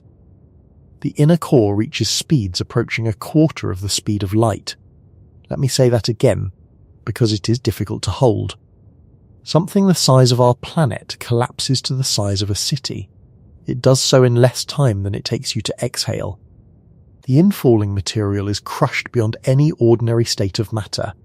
Protons and electrons are forced together and merge into neutrons. The whole structure becomes essentially one enormous single atomic nucleus. At that density, matter stiffens violently and resists further compression. Material still falling from above strikes that suddenly rigid surface, and it rebounds. That rebound launches a shockwave outward through the overlying star. Here is the detail that surprised theorists for decades of work. On its own, that outward shockwave simply stalls out entirely. Simulations show it running out of energy as it fights the infalling layers. It should not be sufficient to blow the star apart at all. What revives that stalled shockwave is a flood of neutrinos. When protons and electrons merge into neutrons, the reaction releases neutrinos. The number produced is genuinely difficult to write down meaningfully. The energy carried away in neutrinos runs to around 10 to the 53 ergs. That is roughly 100 times more energy than our Sun will radiate. Not per year, and across its entire 10 billion year lifetime. And all of it is released in a matter of seconds. Neutrinos barely interact with ordinary matter under any normal conditions. Trillions are passing through your body right now from our own Sun. Essentially none of them touch anything at all on the way, but behind a stalled supernova shock, the density is extreme. Even neutrinos deposit a fraction of their energy in those conditions, and that fraction is enough to reignite the shock and drive it outward. The star is torn apart from the inside by particles that ignore matter. Give me one more minute on this, because the payoff is worth it. Now here is the consequence that governs everything that follows.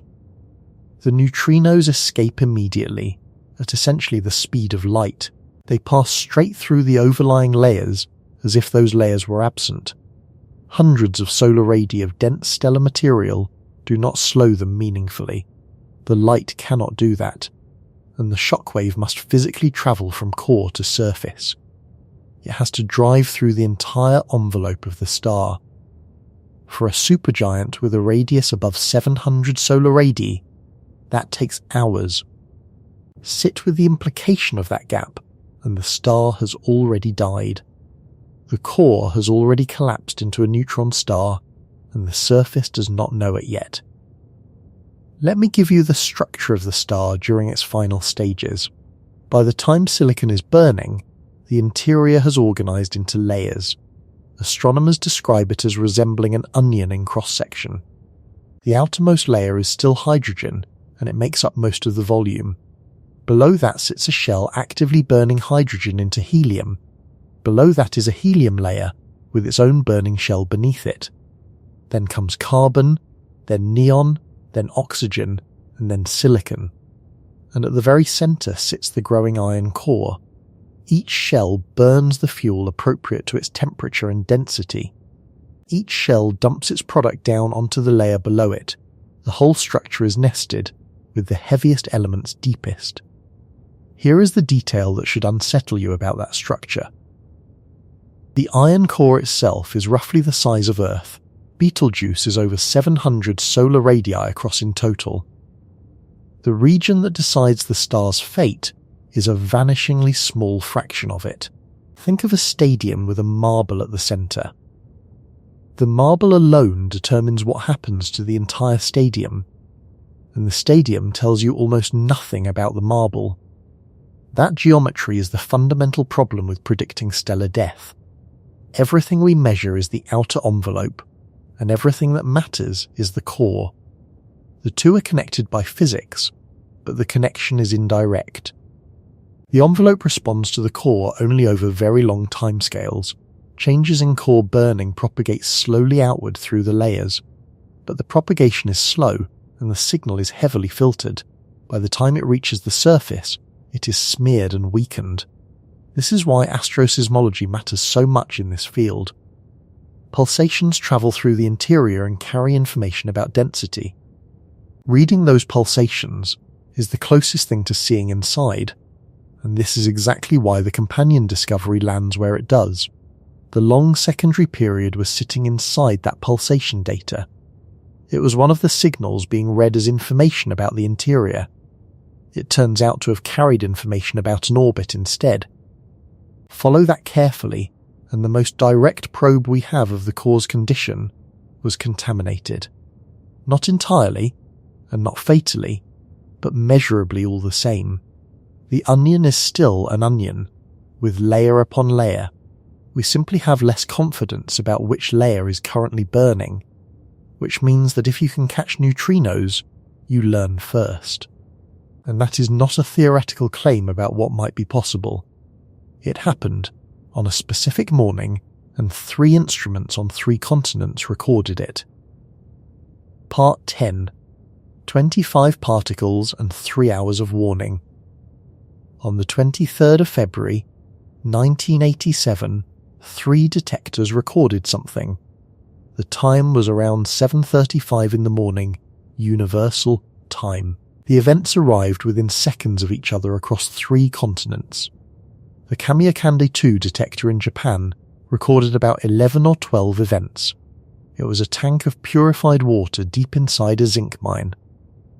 The Irvine, Michigan Brookhaven detector sat in a salt mine in Ohio. That detector recorded 8 events in the very same window. The Baksan detector under a mountain in the Caucasus recorded 5. Total, across the entire planet, roughly 24 to 25 neutrinos. Hold that number because it is among the most disproportionate in science. 24 particles and something like 10 to the 58 neutrinos were released by that explosion. Roughly 100 trillion of them passed through every square centimetre of Earth. That means 100 trillion passed through your thumbnail if you were alive. And out of that flux, across 3 enormous instruments, 24 registered. About 2.5 to 3 hours later, observers noticed something new. A new star had appeared in the Large Magellanic Cloud. That is a satellite galaxy of our own, roughly 168,000 light-years away. The progenitor was already catalogued, which had never happened before. It had been a blue supergiant named Sandelik -69202. Astronomers held photographs of the star from before it exploded. For the first time, we knew exactly what had blown up. The total energy inferred from those 24 neutrinos was extrapolated across the full flux. The result came out at around 3 times 10 to the 53 ergs. That figure matched the standing theoretical prediction for core collapse. Think carefully for a moment about what that numerical agreement means. The entire mechanism I described in the previous part was worked out on paper. There was the iron core and the sub-second collapse, the neutron star formation and the neutrino burst carrying away the overwhelming majority of the energy. All of it existed in equations and early computer models. Then 24 particles arrived and confirmed the energy budget. It was the first detection of neutrinos from beyond our solar system. Masatoshi Koshiba, who led the Kamiokande work, later shared the Nobel Prize in Physics. That recognition came in 2002, 15 years afterward, and crucially, The neutrinos arrived first, and hours before any light reached any telescope on Earth. Exactly as the underlying physics had demanded that they should, the neutrinos walked straight out through the body of the dying star. The shockwave had to fight its way to the surface. There is a complication in the record worth mentioning honestly. An earlier pulse of 5 events was reported by the Mont Blanc detector. That came at around 2:52 in the morning, several hours before the others.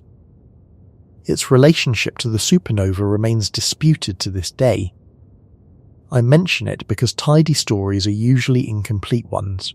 Now here is the part that should frustrate you slightly.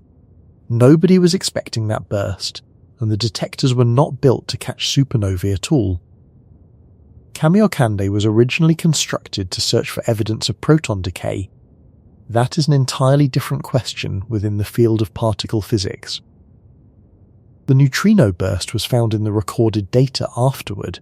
People went back and looked once the optical discovery was announced. Let me be blunt about what that fact actually means.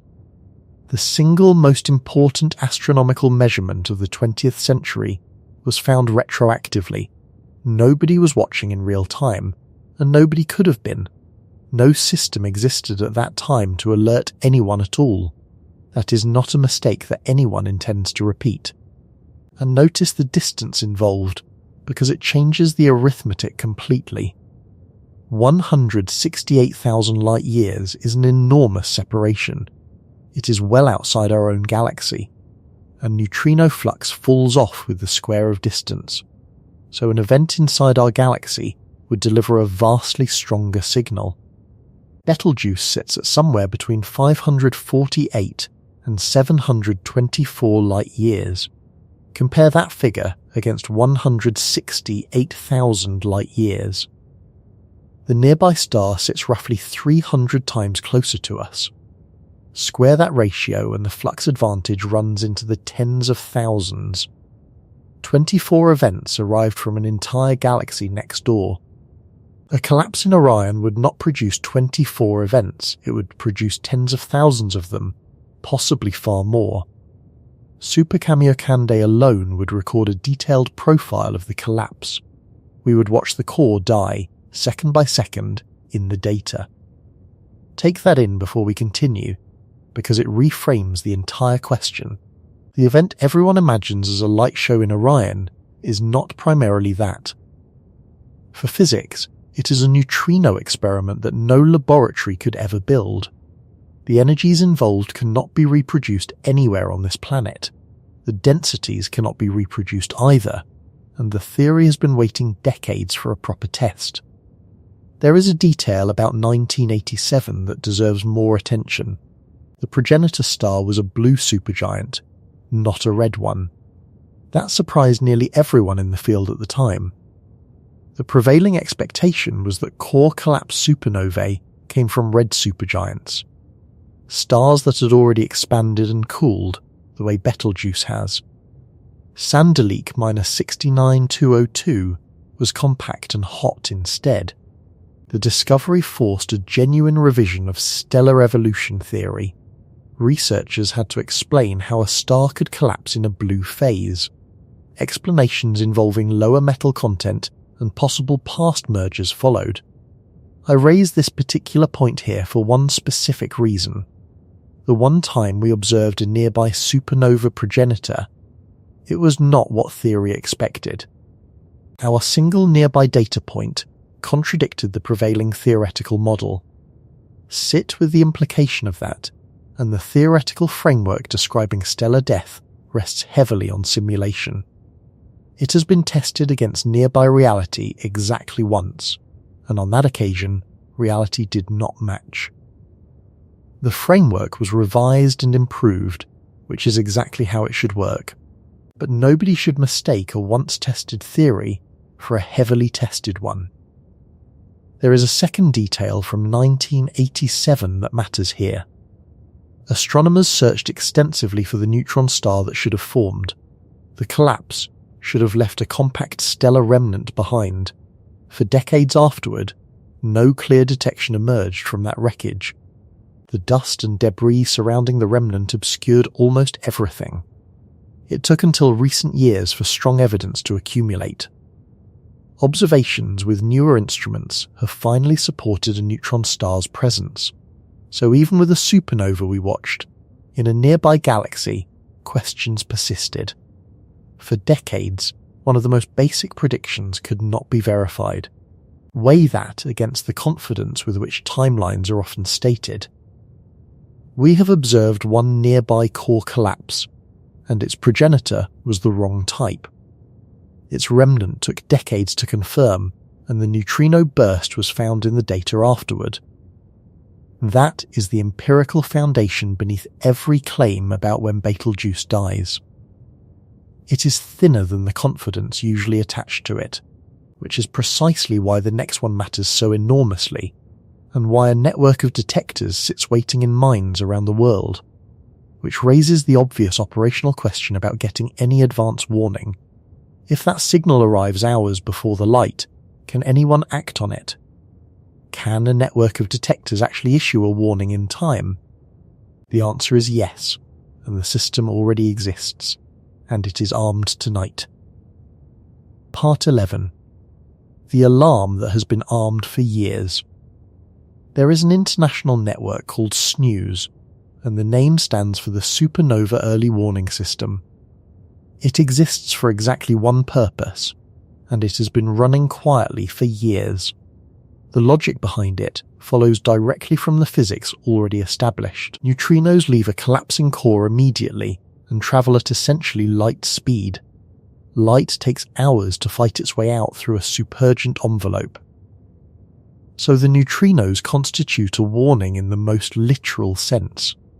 Not a metaphor, and a genuine advance notice that a star has died. The engineering problem is false alarms, and any single detector produces spurious clusters of events regularly. Background radioactivity, and instrumental glitches, and cosmic ray muons punching through the shielding. Issue an alert every time one detector sees a cluster, and you cry wolf constantly. Within a year nobody would act on the alerts at all.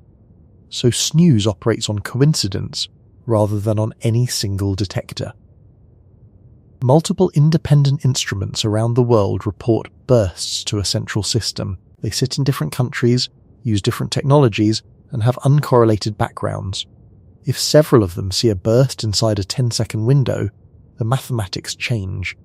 The probability of purely coincidental background events becomes vanishingly small. At that point, the system issues a fully automated alert. The member detectors together form a genuinely global detection network. Supergiant in Japan, the vastly enlarged successor to the 1987 instrument. IceCube at the South Pole, which uses a cubic kilometre of Antarctic ice.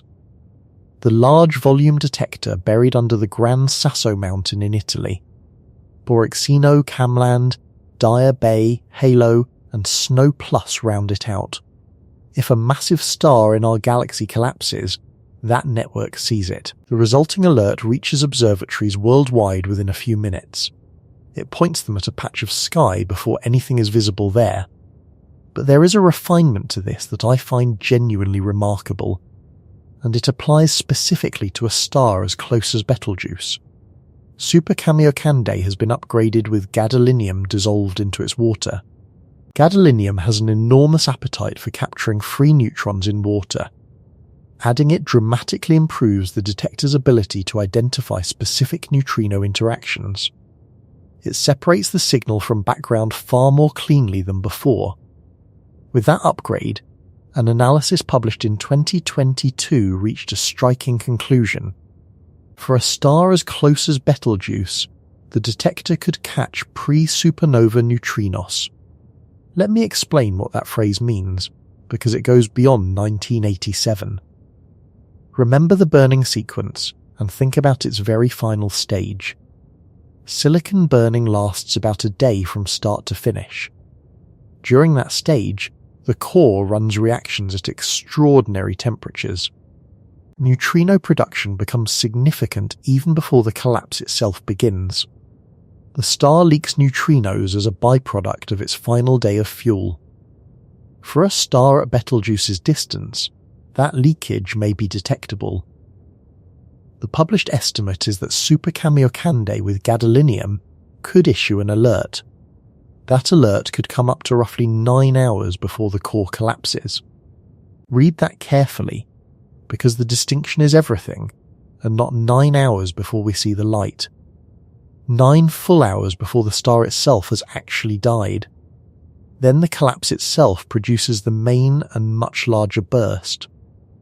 Then, the light takes its hours climbing out through the envelope, and only then does the sky visibly change for anyone looking up.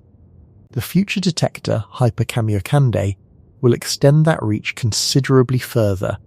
It is under construction now, and will dwarf its predecessor in volume.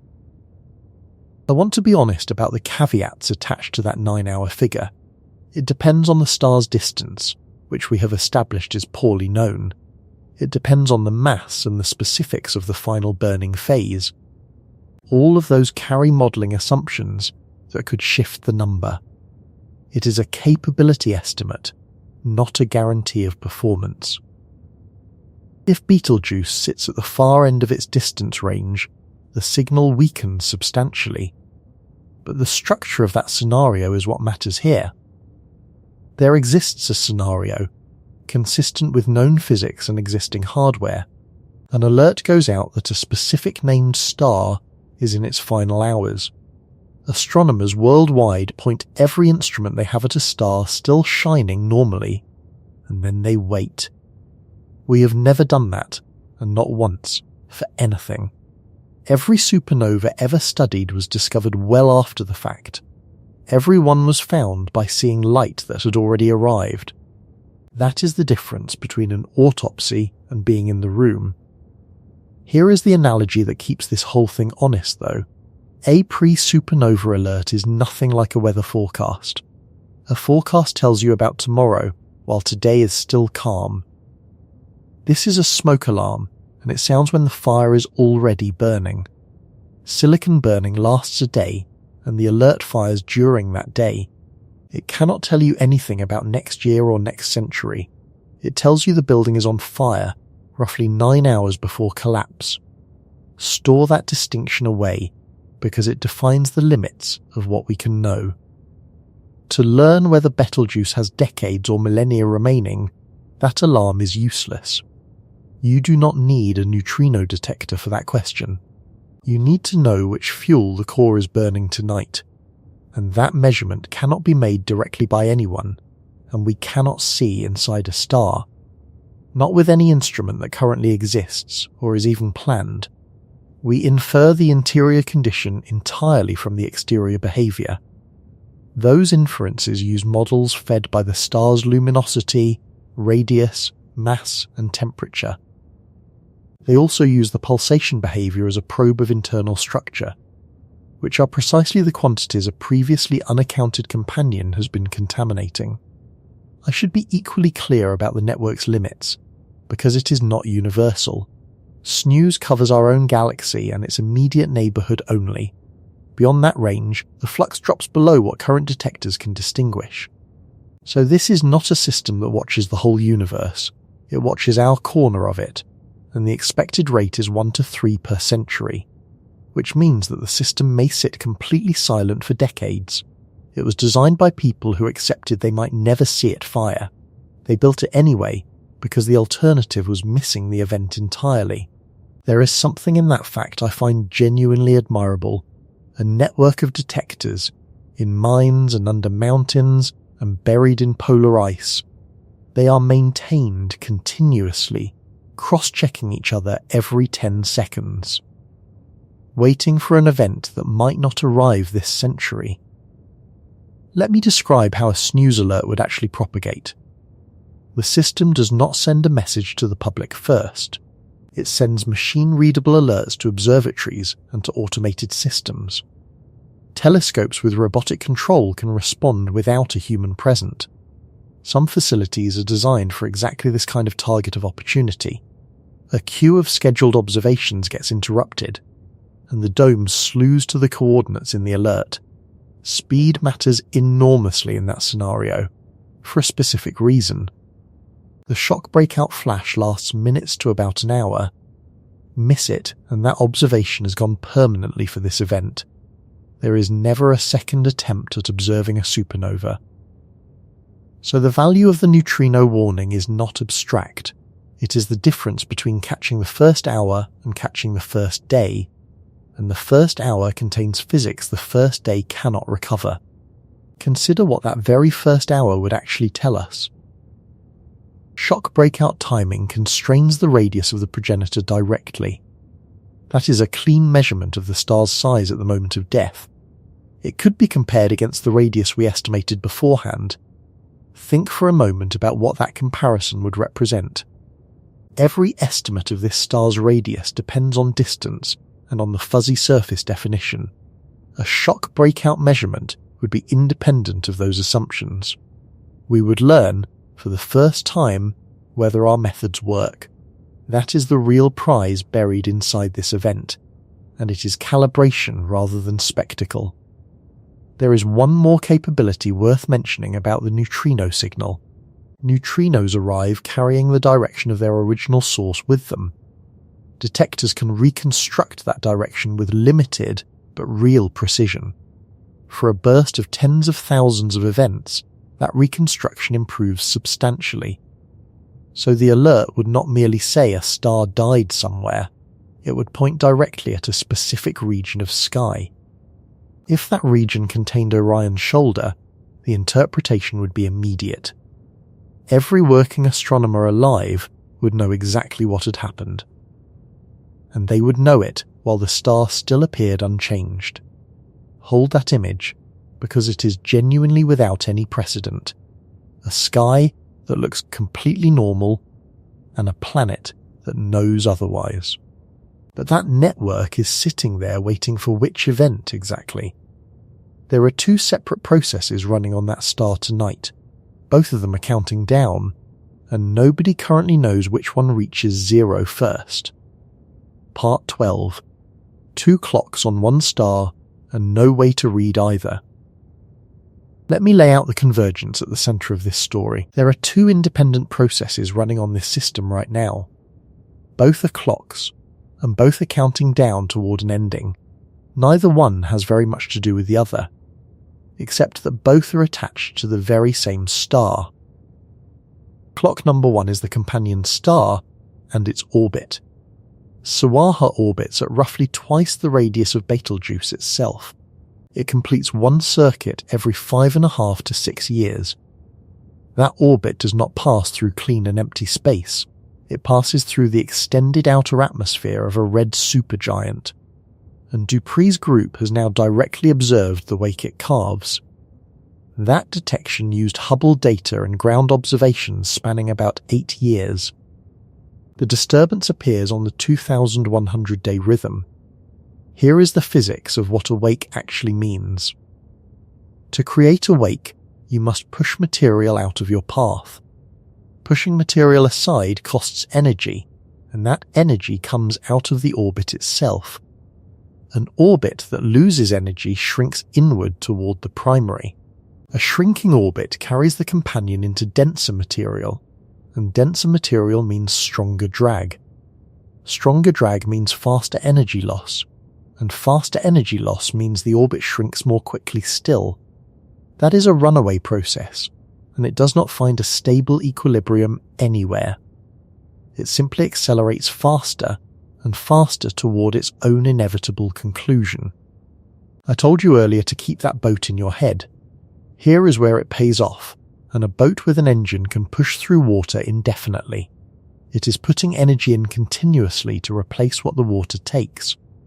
Siwarha has no engine at all, and it is coasting. Every single wave that it makes is paid for somehow. Paid for out of the only energy it has, which is orbital energy. Every ripple in the atmosphere is a withdrawal from an account, with no deposits. The team behind the earlier Gemini detection put a number on the endpoint. Their estimate was published through the National Science Foundation's NOAA lab in August of 2025. Tidal forces will cause the companion to spiral into Betelgeuse. It will be destroyed, they estimate, within the next 10,000 years. I want to flag this carefully because sourcing matters enormously here. That 10,000-year figure comes from the 2025 Gemini release. It does not appear in the July 2026 paper that produced the image. That paper says only that the finding will help investigate the system's future fate. So when you hear 10,000 years attached to this story, understand its origin. It is an estimate produced by the earlier Gemini team. It is not a conclusion of the new imaging work, and it is certainly not a measurement. 10,000 years, on a stellar timescale, is nothing at all. It is roughly the interval between the invention of agriculture and tonight. If that estimate is even approximately right, we have arrived at a specific moment. A 10 million year drama with a few thousand years remaining. And when the companion goes in, it does not simply vanish quietly. A star of nearly 3 solar masses spiraling into a supergiant envelope is violent. Astronomers call that stage of the process a common envelope phase. The two objects stop being two stars with a gap between them. They become one distended, rotating, deeply unstable structure with two cores inside.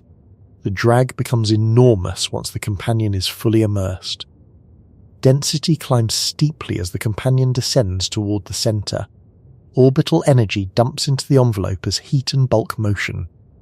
That energy has to go somewhere, and typically it goes outward. It unbinds large amounts of the outer envelope and throws it into space. In some systems, the entire outer envelope is ejected outward. What remains is a much tighter binary of two stripped cores. In other systems, the companion star is simply destroyed outright. It is shredded apart and mixed into the primary completely. What remains is a single star with anomalous rotation and anomalous surface composition. Weigh that second outcome against something we discussed earlier tonight. A single star with anomalous rotation is exactly what Betelgeuse appeared to be, and the leading explanation for that anomaly was a merger in its past. So there is a strange possibility sitting in this data. I want to name it clearly without overstating its status. It is possible that Betelgeuse has already done this once before. The fast rotation we measure may be the fossil of an earlier companion. That earlier companion spiraled in and was consumed long ago, and Siwarha may be the second one, currently in progress. Nobody has demonstrated that, and I am not asserting it. But the ingredients for that hypothesis are all on the table now. They were not on the table at all a week ago. There is also the mass loss angle to consider, and Betelgeuse sheds material continuously into surrounding space. It is surrounded by circumstellar dust of its own making. It moves through the interstellar medium at roughly 30 kilometers per second, fast enough to have carved a bow shock ahead of itself. That bow shock structure spans about 4 light years across. Take that comparison in for a moment before we continue. The wave this star pushes ahead of itself is roughly the distance to the nearest star system. That mass loss is not steady and smooth at all. The Great Dimming demonstrated that it arrives in enormous discrete episodes, and an obvious question follows, which nobody has yet answered. Does a companion ploughing through the envelope every 6 years affect that timing? Dupree's wake detection makes that question sharper rather than easier. If the companion disturbs the atmosphere on a 2,100-day rhythm, something follows. If mass ejections require some triggering disturbance, a relationship becomes plausible. And dust production caused the most dramatic observational event in this star's modern record exists, and it has not been established by anyone. I am pointing out that the question became askable 3 days ago. It was not even askable in that particular form before.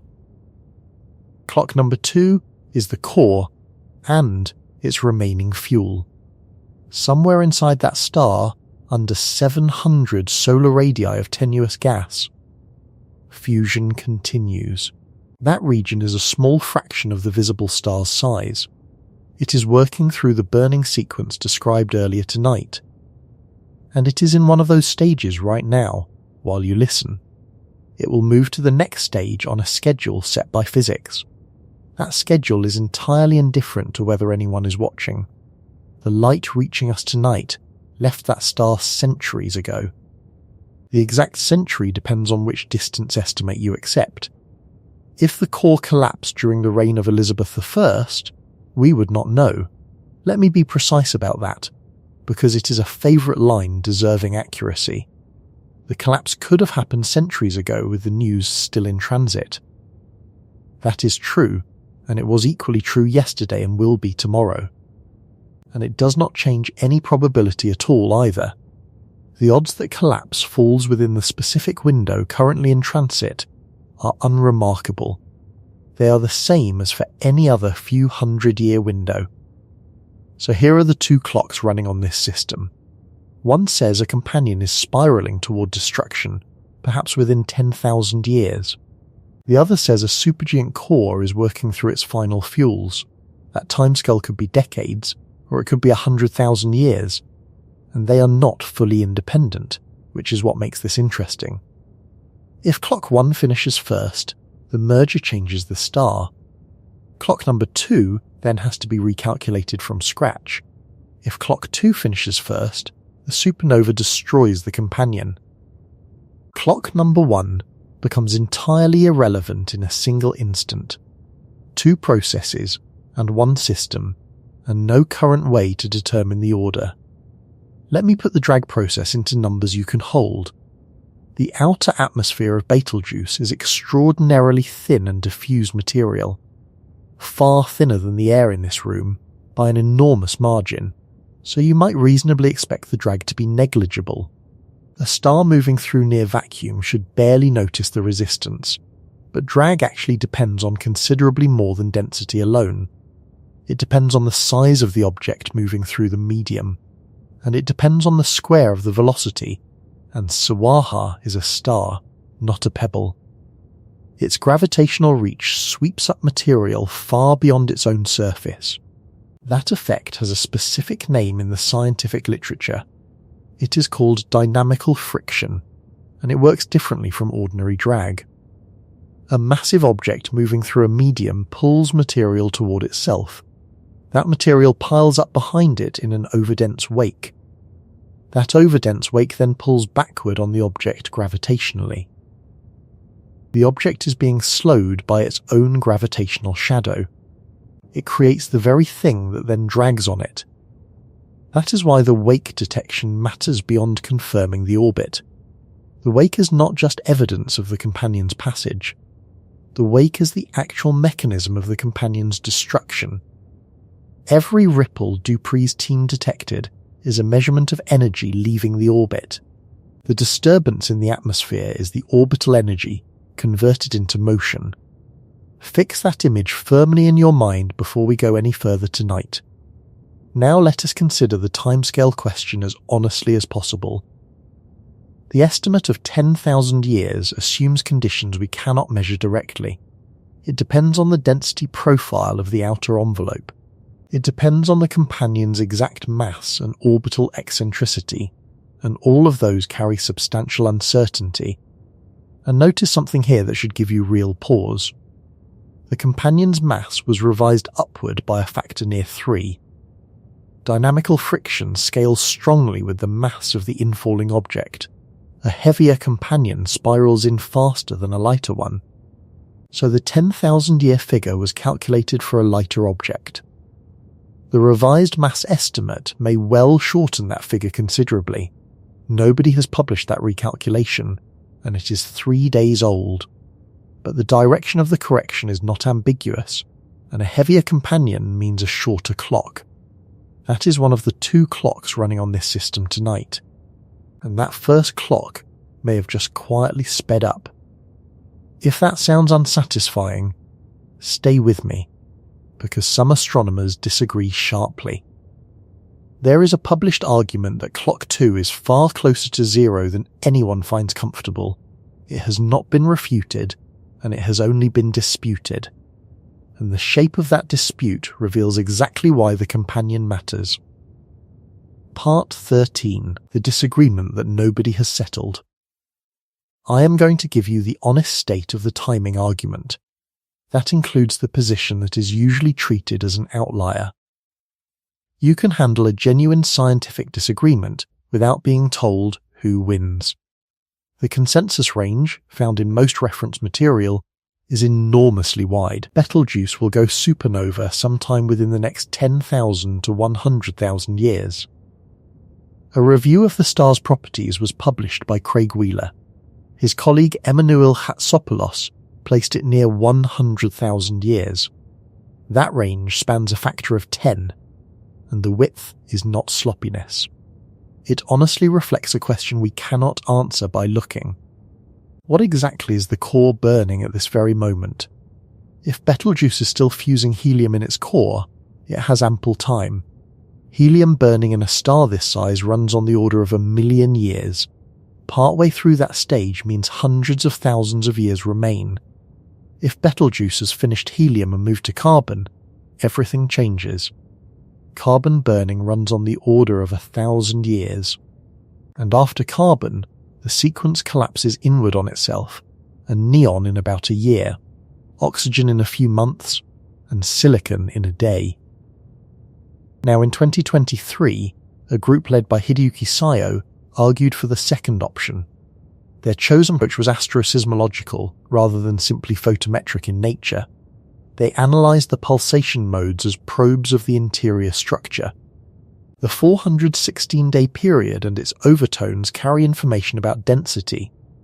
They asked which evolutionary state best reproduced the observed pulsation behaviour. Their conclusion was that Betelgeuse is in a late phase of core carbon burning, and their statement about what follows next was unusually direct. After carbon is exhausted in the core, which they placed under 300 years away, collapse follows. A core collapse supernova, they wrote, is expected within a few tens of years afterward. Let me be very clear about what that paper does and does not claim. This is the finding that gets mangled in almost every retelling. It does not say Betelgeuse explodes in a few decades from now. It says carbon exhaustion arrives in under 300 years. It says the remaining stages then run out within a few tens of years. The total from tonight, on their model, is on the order of a few centuries. A few centuries is still astonishingly soon by stellar standards. It is the difference between an event no human sees and one witnessed by descendants. People whose great-grandparents are alive today could conceivably watch it. This next stretch is the part people misunderstand, so listen closely here. That analysis has not been accepted as consensus by the field. Other groups have argued the star may still be burning helium. Researchers at Concolli Observatory, involved in the companion prediction work, have made that case. Helium burning would push the timeline out by orders of magnitude. So you have a serious, published, peer-reviewed analysis saying centuries, and you have equally serious researchers saying tens of thousands to 100,000 years. That is a disagreement spanning a factor of 100 or more. About the remaining lifetime of the most studied supergiant in our sky. Now notice the structure of that disagreement carefully, and this is where the entire briefing comes together. The Sayo analysis depends on the pulsation modes of the star. It reads the interior from the way the star rings. The competing analyses depend on the star's position in luminosity and temperature. That position depends on distance, on radius, and on inferred mass. Both approaches take the observed properties of Betelgeuse as their input, and we have just learned what those observed properties include.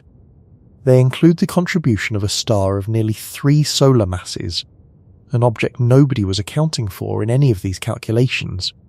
It produces its own light, faint but not zero, and it gravitationally perturbs the primary continuously.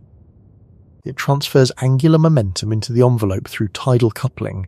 It drives a wake through the atmosphere every 2,100 days, and it generates the long secondary period all by itself.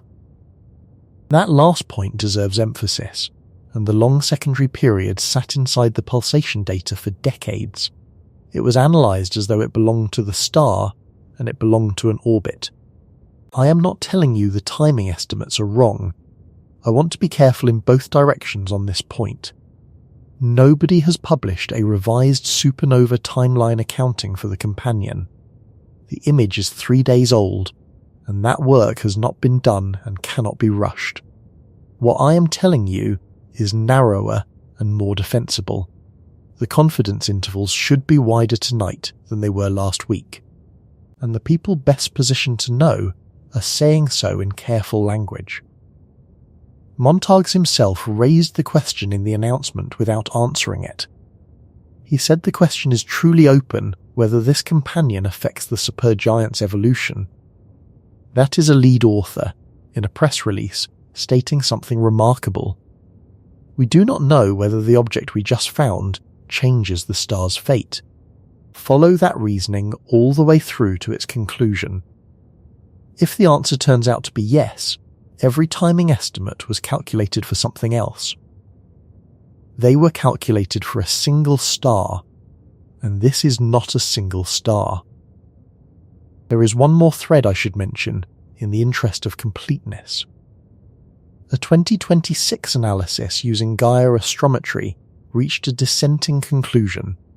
It argues that binary companions do not adequately explain long secondary periods generally. That is a statement about the broader population of pulsating red giants. It does not overturn the Betelgeuse image, which is direct detection rather than inference. But it is a live disagreement in the current literature, and if long secondary periods generally are not caused by companions, something follows. The reasoning that led astronomers to look for Siwarha may have been lucky. I would rather tell you that than pretend the field speaks with one voice. So the honest position is uncomfortable, and I am going to leave it uncomfortable. We have a star that will certainly explode one day. We have estimates of when that range across a factor of 100, and we have just discovered that the measurements feeding those estimates were contaminated. I want to walk through why astroseismology carries so much weight here. It is the closest thing astronomy has to an interior probe. The principle borrows directly from earthquakes on our own planet. Seismic waves travel through Earth's interior and get bent by density changes. By recording those waves at many stations, geophysicists mapped the core. Nobody drilled to the centre, and the waves carried the information outward. Stellar pulsations work on that exact same underlying physical principle. Sound waves travel through the star's interior and set up standing patterns. Those patterns appear at the surface as periodic brightness and velocity changes. The periods depend on the density structure the waves pass through. So the 416-day pulsation is not merely a brightness cycle, it is a measurement of the interior structure of Betelgeuse. And a different interior structure produces a measurably different period. That is why Syo's team could argue about the burning stage from pulsations. A carbon-burning core has a different density profile than a helium-burning one. That structural difference should show up in the pulsation modes. Now consider what happens when you add a signal that is not a pulsation. If a rhythm in the light curve comes from an orbit, it carries no interior information. Including it in a seismological analysis introduces a false constraint. The model tries to explain a structure that is not there. Researchers were not naive about this, and I want to be fair. The long secondary period was frequently treated separately from the pulsation modes. Its unexplained nature was widely acknowledged throughout the published literature. But separating a signal cleanly requires knowing what it is. And for decades nobody did, and different analyses handled it differently. Some excluded it, and some tried to model it, and some used it as a constraint. Follow that to the consequence, and the timing disagreement spans a factor of 100. And one of the inputs to that disagreement was a signal of unknown origin. We now know that origin, and it is not the star's interior. That does not tell us who was right about the timing. It tells us the disagreement had a hidden variable in it. Removing a hidden variable usually changes the answer, and which direction it changes remains genuinely unknown. There is one more comparison that puts this star's scale in perspective. Consider how long its light has been travelling to reach us. Take the middle of the distance range, around 640 light-years. The light arriving tonight left that star in the 1380s. Nothing that has happened to Betelgeuse since then has reached us yet. Think about what that gap contains in human terms, and the Renaissance had not yet transformed Europe. The printing press had not yet been built anywhere in Europe. Every observation ever made of this star by anyone describes its condition centuries ago. That is true of all astronomy, and people generally know it. But it becomes concrete when the object is actively changing. The great dimming that people watched in 2020 happened in the 14th century. The wake that Dupree detected formed before the printing press existed, and the companion orbit we calculated has completed roughly 100 circuits since. Every one of those circuits happened before the light of the first reached us. Now apply that to the timing question in a precise way. When SIO's analysis suggests carbon exhaustion within 300 years, that is a statement about the star as we see it. The star as it exists now is already 300 years further along. Nobody is confused about this, and the corrections are standard.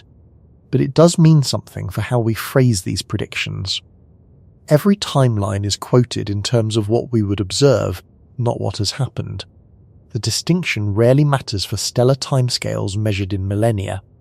It matters considerably more if the true remaining lifetime is a few centuries, and there is a stranger consequence buried in that arithmetic.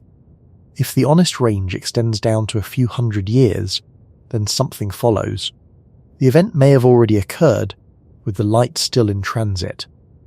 I said earlier that this does not change any probability, and it does not. The odds of the collapse falling in any particular window remain what they are, but it does change how you think about the word soon. Soon, for this particular object, may already be past tense. Sit up for this next section, because it reframes everything before it. The obvious response is to wait for confirmation and recalculate everything, which is exactly what will happen, but that confirming observation is not scheduled by scientific urgency. It is scheduled by an orbit, by a mountain, and by the weather in Chile. And there is a version of that observation that would make this considerably stranger. Part 14. What the confirming image could still take away. The confirming observation cannot be scheduled whenever anyone wants it. It is governed entirely by the geometry of the orbit. The companion must be caught on the opposite side of the primary. It must be at maximum elongation, the point of greatest apparent separation. That means waiting roughly half an orbital period from December of 2024. The announcement describes the wait as about a year from publication. Secondary coverage points toward late 2027 for the next favourable window. Now think about everything that has to align for that observation. Time on the Very Large Telescope has to be allocated competitively. The weather over the Atacama has to cooperate on the assigned nights. The adaptive optics must perform at the level they reached in December 2024, and the star itself has to be observable at all. That last condition is not a trivial one at all. For part of every year, Betelgeuse sits too close to the Sun. During those months, it cannot be observed from the ground at all. The observing window is really a season, not a single date. Miss that window, and you wait for the next elongation. That could mean roughly 3 years for the opposite side again. It could mean 6 years for a full cycle to return. So the timeline on resolving this is not set by scientific urgency. It is set by orbital mechanics, telescope scheduling, and Chilean weather. That is the actual pace of this kind of work. Knowing it changes how you should read the coming silence, when nothing appears in the news about this star for 18 months. That silence is not an absence of progress at all, it is simply the shape of this particular problem itself. That observation has 3 possible outcomes, and they are not equally likely, but all 3 deserve naming. Outcome 1 is what nearly everyone involved expects to happen. The companion appears exactly where orbital mechanics predicts it should be. Betelgeuse becomes a confirmed binary system rather than a candidate one, and then the genuinely hard work would begin in earnest. Every model of the star gets rebuilt with 2 bodies instead of 1. The mass estimate goes back through the analysis, and the rotation explanation gets formalized around tidal coupling. The pulsation analysis is redone with the long secondary period removed. That period is no longer a property of the star at all. It is a property of an orbit, and it must come out of the model. Remove a signal from a pulsation analysis, and the inferred structure shifts. Shift the inferred structure, and the evolutionary state may shift with it. And the evolutionary state is the entire question of when this star dies. That whole process takes many years to complete, not months. It is the most likely path forward, and it is slow. Outcome 2 would be genuinely extraordinary, and the companion is not there when they look. That would mean the detection at 6.1 sigma was something else. Something confirmed independently by 2 algorithms that share no assumptions. Something sitting at a position predicted in advance by 2 separate teams. The alternatives are not plausible, and I want to be fair about that. A background star aligning perfectly with a predicted coordinate is vanishingly unlikely. A processing artifact surviving 2 entirely different pipelines is barely more likely, but the word candidate sits in that paper's title for a reason. Claims of this weight require confirmation, not merely the expectation of it. Outcome 3 is the one that I find most interesting. The companion is there, but not quite where anyone predicted. Orbits are unforgiving in this respect, and if the position is off, the orbital solution is off. If the orbital solution is off, the mass ratio is off, and if the mass ratio is off, the inferred mass of Betelgeuse itself needs adjustment. Track that particular consequence all the way to its end. The mass of Betelgeuse is the single parameter most directly controlling its death. Mass determines the core structure, and core structure determines the burning sequence. The burning sequence in turn determines the entire remaining timeline. A revision to the primary's mass propagates through every timing estimate published. So a slightly misplaced dot in a 2027 image could reset the clock. Not because anything changed about the star, and because we would finally be weighing the right object. There is one more scenario worth mentioning, though it is remote. The companion could be caught while transiting or being eclipsed. A closed binary aligned near edge-on offers those geometries.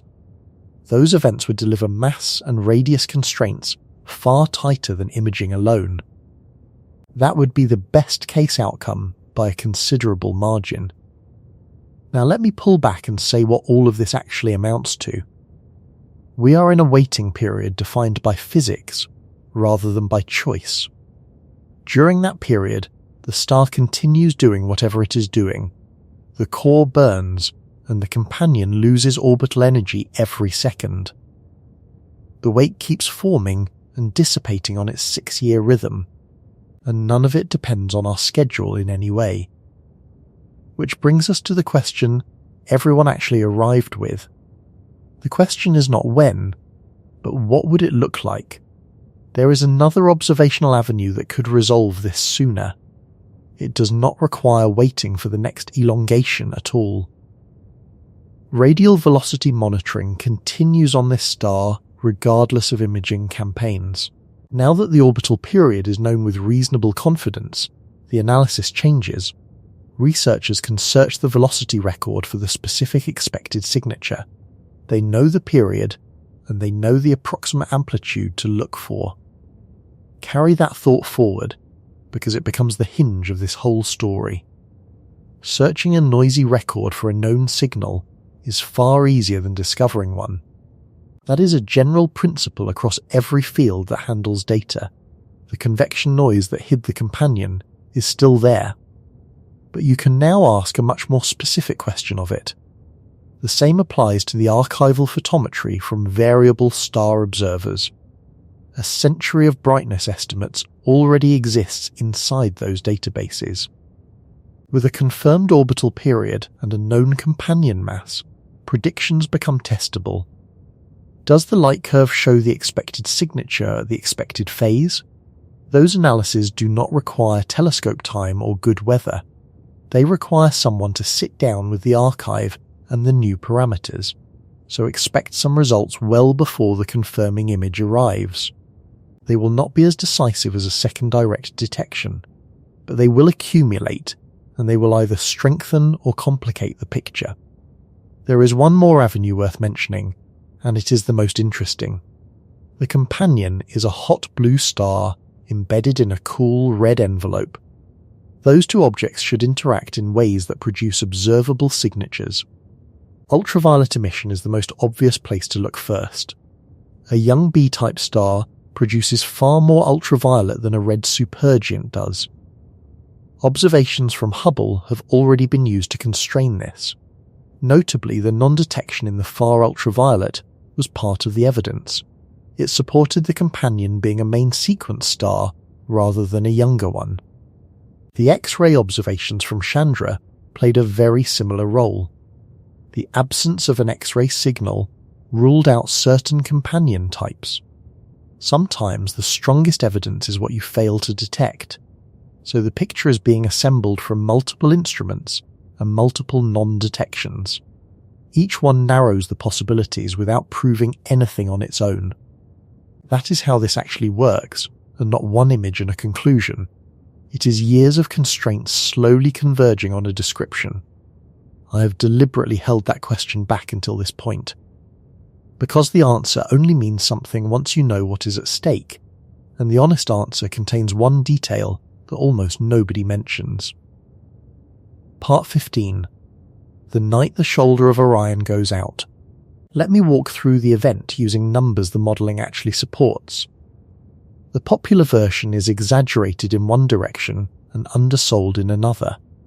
The first thing that happens is something nobody sees at all. The core collapses in under a second, and neutrinos flood outward through the star and into space. If the detectors are running and snooze operates as designed, an alert fires. Observatories right across the planet begin slewing around toward Orion. Every instrument that can be pointed at that constellation gets pointed, and through the whole of that, Betelgeuse looks completely normal. That is the one detail that I cannot get past. There would be a window, potentially hours long, of a specific kind. Humanity as a whole would know that a star had died, and that star would still be visibly hanging there, shining at its usual brightness, in a constellation that billions of people can identify without help. People would walk outside and look at a star that no longer exists. Then, many hours later, the shockwave finally reaches the surface. The first visible optical signature of that is called shock breakout. It is a brief, intense flash of ultraviolet and X-ray emission.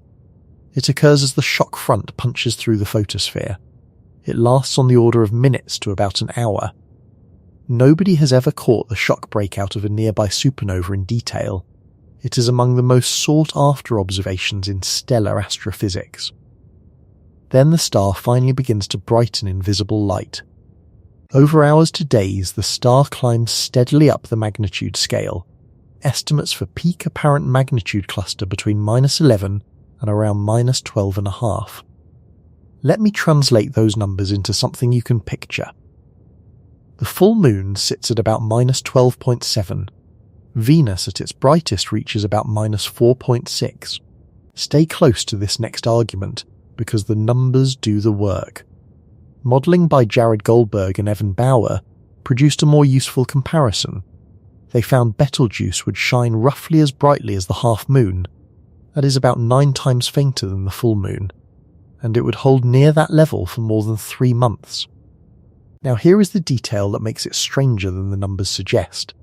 The moon is a disk, spreading its light across half a degree of sky. Betelgeuse would remain a single unresolved point of intense light. Montagues put it about as well as it can be put.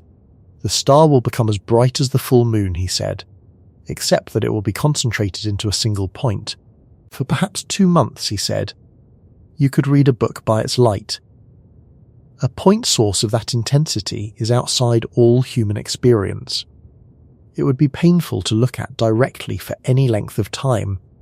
It would cast sharp, hard-edged shadows across the ground, not the soft shadows of moonlight, but the shadows of a bare bulb. On a clear moonless night you would have a second light source. Shadows would fall in a different direction from everything else. It would be visible in full daylight, and not a faint smudge requiring effort to find. Obviously visible, a bright point in a blue afternoon sky, for weeks. Weigh that description against the historical numbers from earlier tonight. In 1054, the Crab supernova reached roughly magnitude -6. It stayed visible in full daylight for 23 days. Betelgeuse would be somewhere between 100 and 250 times brighter. In 1006, the brightest recorded stellar event reached about -7.5. Betelgeuse would be roughly 40 to 100 times brighter than that. We would be looking at the brightest stellar event in human history. Not the brightest since the telescope, and not the brightest on record. The brightest any member of our species has ever seen. There is a practical dimension to this that almost nobody discusses.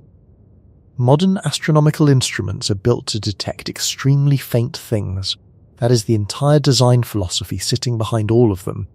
They use large collecting areas, sensitive detectors, and long exposures. Point one of those at an object of magnitude -12. You do not get usable data, you get saturation, and potentially you get damage. So the most valuable stellar event in history would be initially unobservable. Unobservable, that is, by most of the professional equipment on Earth. The instruments doing real early work would be small ones. Amateur telescopes would matter, along with purpose-built photometers using heavy filtering. Space-based instruments designed for bright targets with fast readout. Meanwhile, the neutrino detectors would be having the best day in their history. They would record tens of thousands of events instead of 24. They would capture a time-resolved profile of a stellar core dying. What is actually at stake in getting the timing right is readiness, not safety. And on safety, let me be completely direct, because this question dominates every discussion. There is no danger to us here of any kind. Not to the ozone layer, not to satellites, not to the grid, not to you. NASA's published threshold for ozone damage from a supernova is 50 light-years. Mark Reed at the Center for Astrophysics has put serious effects within about 30 light-years. More recent work using Chandra X-ray Observatory data widened the concern radius. That study, led at the University of Illinois, examined sustained X-ray emission after an explosion. It suggested ozone depletion up to about 50% out to 160 light-years. Betelgeuse is at minimum 548 light-years away. That is more than 3 times the outer boundary of the widened radius. It is more than 10 times the NASA threshold, and radiation dilutes with the square of distance. At 3 times the distance, you receive 1/9 the flux. So the physical consequence for Earth is the following, and the sky gets brighter. That is the complete list of effects on this planet. Which sounds like the end of the story, and it is not. Because that safety is exactly what makes the timing question so consequential.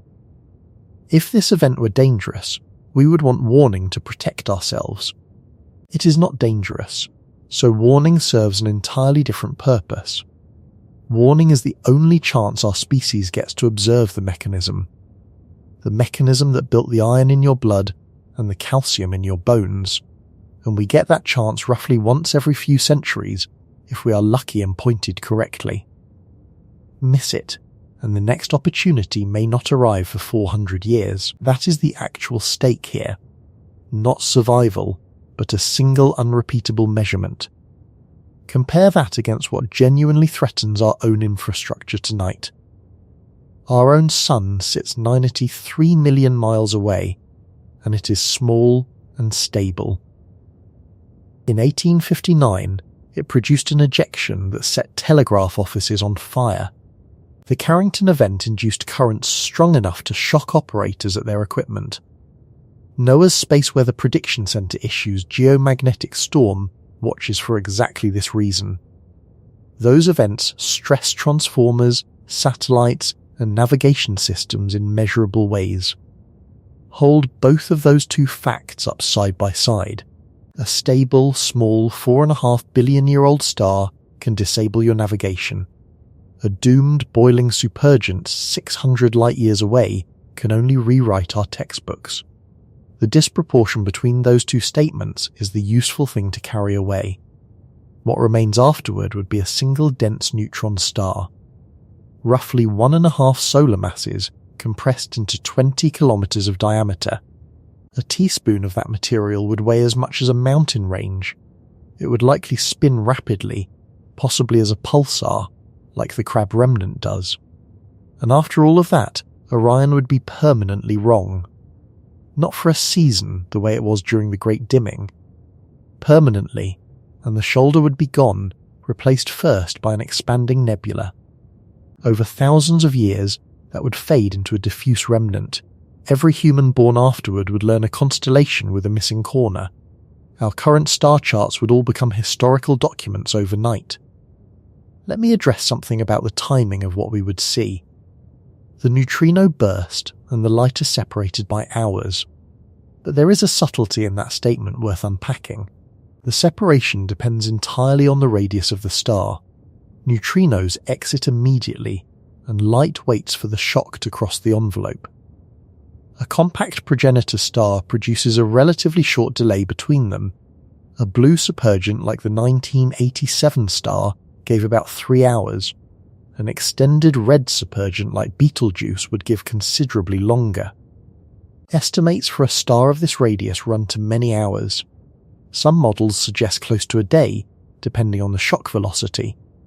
The exact figure depends on the envelope structure at the moment of collapse. Notice what that fact means for the length of the warning. The larger the star, the more time between the neutrinos and the light. The enormous size of Betelgeuse is not merely a curiosity. It is what would give astronomers the time to prepare. And notice what else that means, and our estimate of that window depends on the radius. The radius depends on distance, and on where you define the surface. Both of those quantities are uncertain, as we established earlier. So even the length of our warning is a number with error bars. There is one more aspect of the visible event worth describing. The brightness would not simply spike and then fade smoothly. Type 2 supernovae from red supergiants show a characteristic plateau. After the initial rise, the brightness holds roughly steady for weeks to months. The physics sitting behind that brightness plateau is genuinely elegant. The expanding envelope is hot enough to be ionized and opaque. As it expands and cools, a recombination front moves inward through the gas. That recombination front releases energy at a nearly constant rate. The plateau is why the Goldberg and Bauer modelling gives 3 months. It is not a slow fade downward from a sharp peak. It is a sustained brightness held while the envelope recombines. Then the plateau ends, and the brightness finally drops sharply. After that, the decline follows radioactive decay of elements forged in the explosion. That radioactive tail can persist for years at steadily decreasing brightness. So the sequence is a rise, a long plateau, a drop, and a slow tail. months of extraordinary brightness, then years of a fading new object in Orion. Let me close the loop on one thread I opened much earlier. I described the star as a hot air balloon holding a furnace. That analogy explains both the temperature and the density well. It also explains something quite important about the companion situation. A balloon has no hard boundary where the fabric stops and air begins. The atmosphere of Betelgeuse fades outward across an enormous distance. There is no surface in the sense you would recognise. So asking whether Siwarha is inside or outside the star has no clean answer. It depends entirely on where you draw a line that nature did not draw. At some wavelengths, the star extends past the companion's orbit, and at others, it does not. That ambiguity is not a failure of any measurement technique. It is a genuine property of the object being measured, and it has a physical consequence that matters for the orbit. The density the companion experiences depends on where exactly it is. That density controls the drag, which controls the decay rate, and the decay rate is the clock we are trying to read. So the 10,000-year estimate rests on a density profile in a region without edges. Nobody should treat that number as precise, including the people who produced it. Now recall that downward escalator from the fusion sequence earlier. The star runs faster and faster up a downward moving staircase. That analogy describes the core's fuel consumption accelerating toward the end. The two processes have the same shape, which is worth noticing. Both accelerate toward their conclusions rather than proceeding at a steady pace. The companion's orbital decay speeds up as it descends into denser gas. The core's burning speeds up as it works through heavier fuels. Two accelerating processes, running independently, inside one object, and neither one measurable directly. Both are inferred from an envelope that actively obscures them. That is the honest description of what sits on Orion's shoulder tonight. It is not a simple star with a known future, a system with two runaway clocks and no reliable way to read either. But all of that assumes we understand what we are looking at now. And the last 3 days have made that assumption considerably harder to hold. Part 16. What we were actually measuring. We tend to treat astronomical measurements as though they were photographs. You point the instrument, the photons arrive, and you record what is there. Objective, complete and finished, with nothing at all left to interpret. They are not photographs at all, and they are inferences. Every number tonight is the output of a chain of reasoning. That chain starts with photons and passes through assumptions about their source. Betelgeuse was always the best-case scenario for that process. Bright, close, resolvable, and observed continuously for over a century.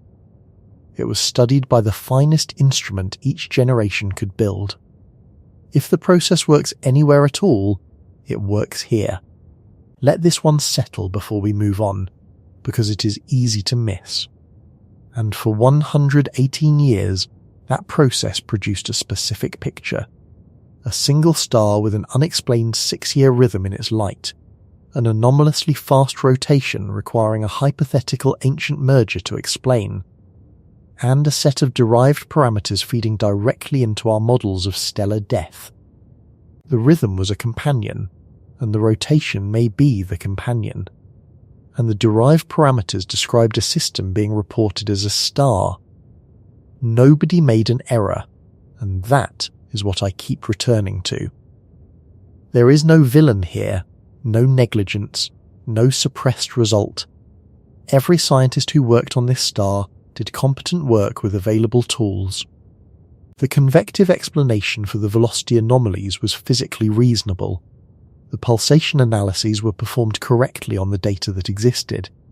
The merger hypothesis for the rotation was a legitimate inference from evidence. The companion was simply sitting below the available detection threshold. Right up until 3 nights ago, when suddenly it was not. One last thing before we close, and it is the part that lingers. Think back to that scale you weighed yourself on every morning. The records were meticulous, and the scale itself was properly calibrated, and someone else was standing on it beside you, on a schedule you never noticed. That is where stellar astronomy sits with this object tonight. So the layered structure of this thing runs deeper than one discovery. Layer 1 is that a hidden object was found beside a famous star. Layer 2 is that the object was roughly 3 times more massive than predicted. The models that located it were measurably wrong about what they located. Layer 3 is that this object has been contaminating a benchmark for a century. And Layer 4 is the one that will take years to work through. That benchmark feeds our models of how massive stars die everywhere. If a star of nearly 3 solar masses can hide inside our best-studied supergiant, ask this: what is hiding inside the ones we only ever see as points of light? Nobody knows, and that work has not been done and cannot be done quickly. Part 17. The Quiet Years. So let me return to where all of this started tonight. 3 nights ago, a team released an image of a faint dot. It sat 52 milliarcseconds from the orange star on Orion's shoulder. The detection came in at 6.1 sigma from 2 independent algorithms. It sat at a position predicted in advance by 2 separate teams. Teams working from a century of archived measurements and from interior physics. I said at the outset that the question was not whether that star explodes. Let me tell you why I framed it that way. Whether it explodes is not in question at all. And it will. A star of 16 to 19 solar masses has exactly one available ending. That ending is core collapse, and it is settled physics. No discovery is ever going to change that particular outcome. The question I put in front of you was different and harder. How much of what we know about that star is actually about that star? I said I would not answer it, and I have not, because it cannot be answered yet. The confirming observation is still a year or more away. It waits on an orbit that has no interest in our schedule, and the revised models are years beyond even that observation. But I can tell you what the answer is worth. Every estimate of when that star dies is an estimate about its interior. Every one of those estimates is inferred from the exterior, and the exterior has just been shown to contain something that is not Betelgeuse. Here is what I keep returning to as this ends. There is a real possibility, consistent with everything described tonight, of a specific sequence. An alert fires from a detector buried in a mine or in ice. Every working telescope on Earth turns toward a single constellation, and for some number of hours we all stand beneath a sky containing a dead star. A star still shining, while physics finishes delivering the message.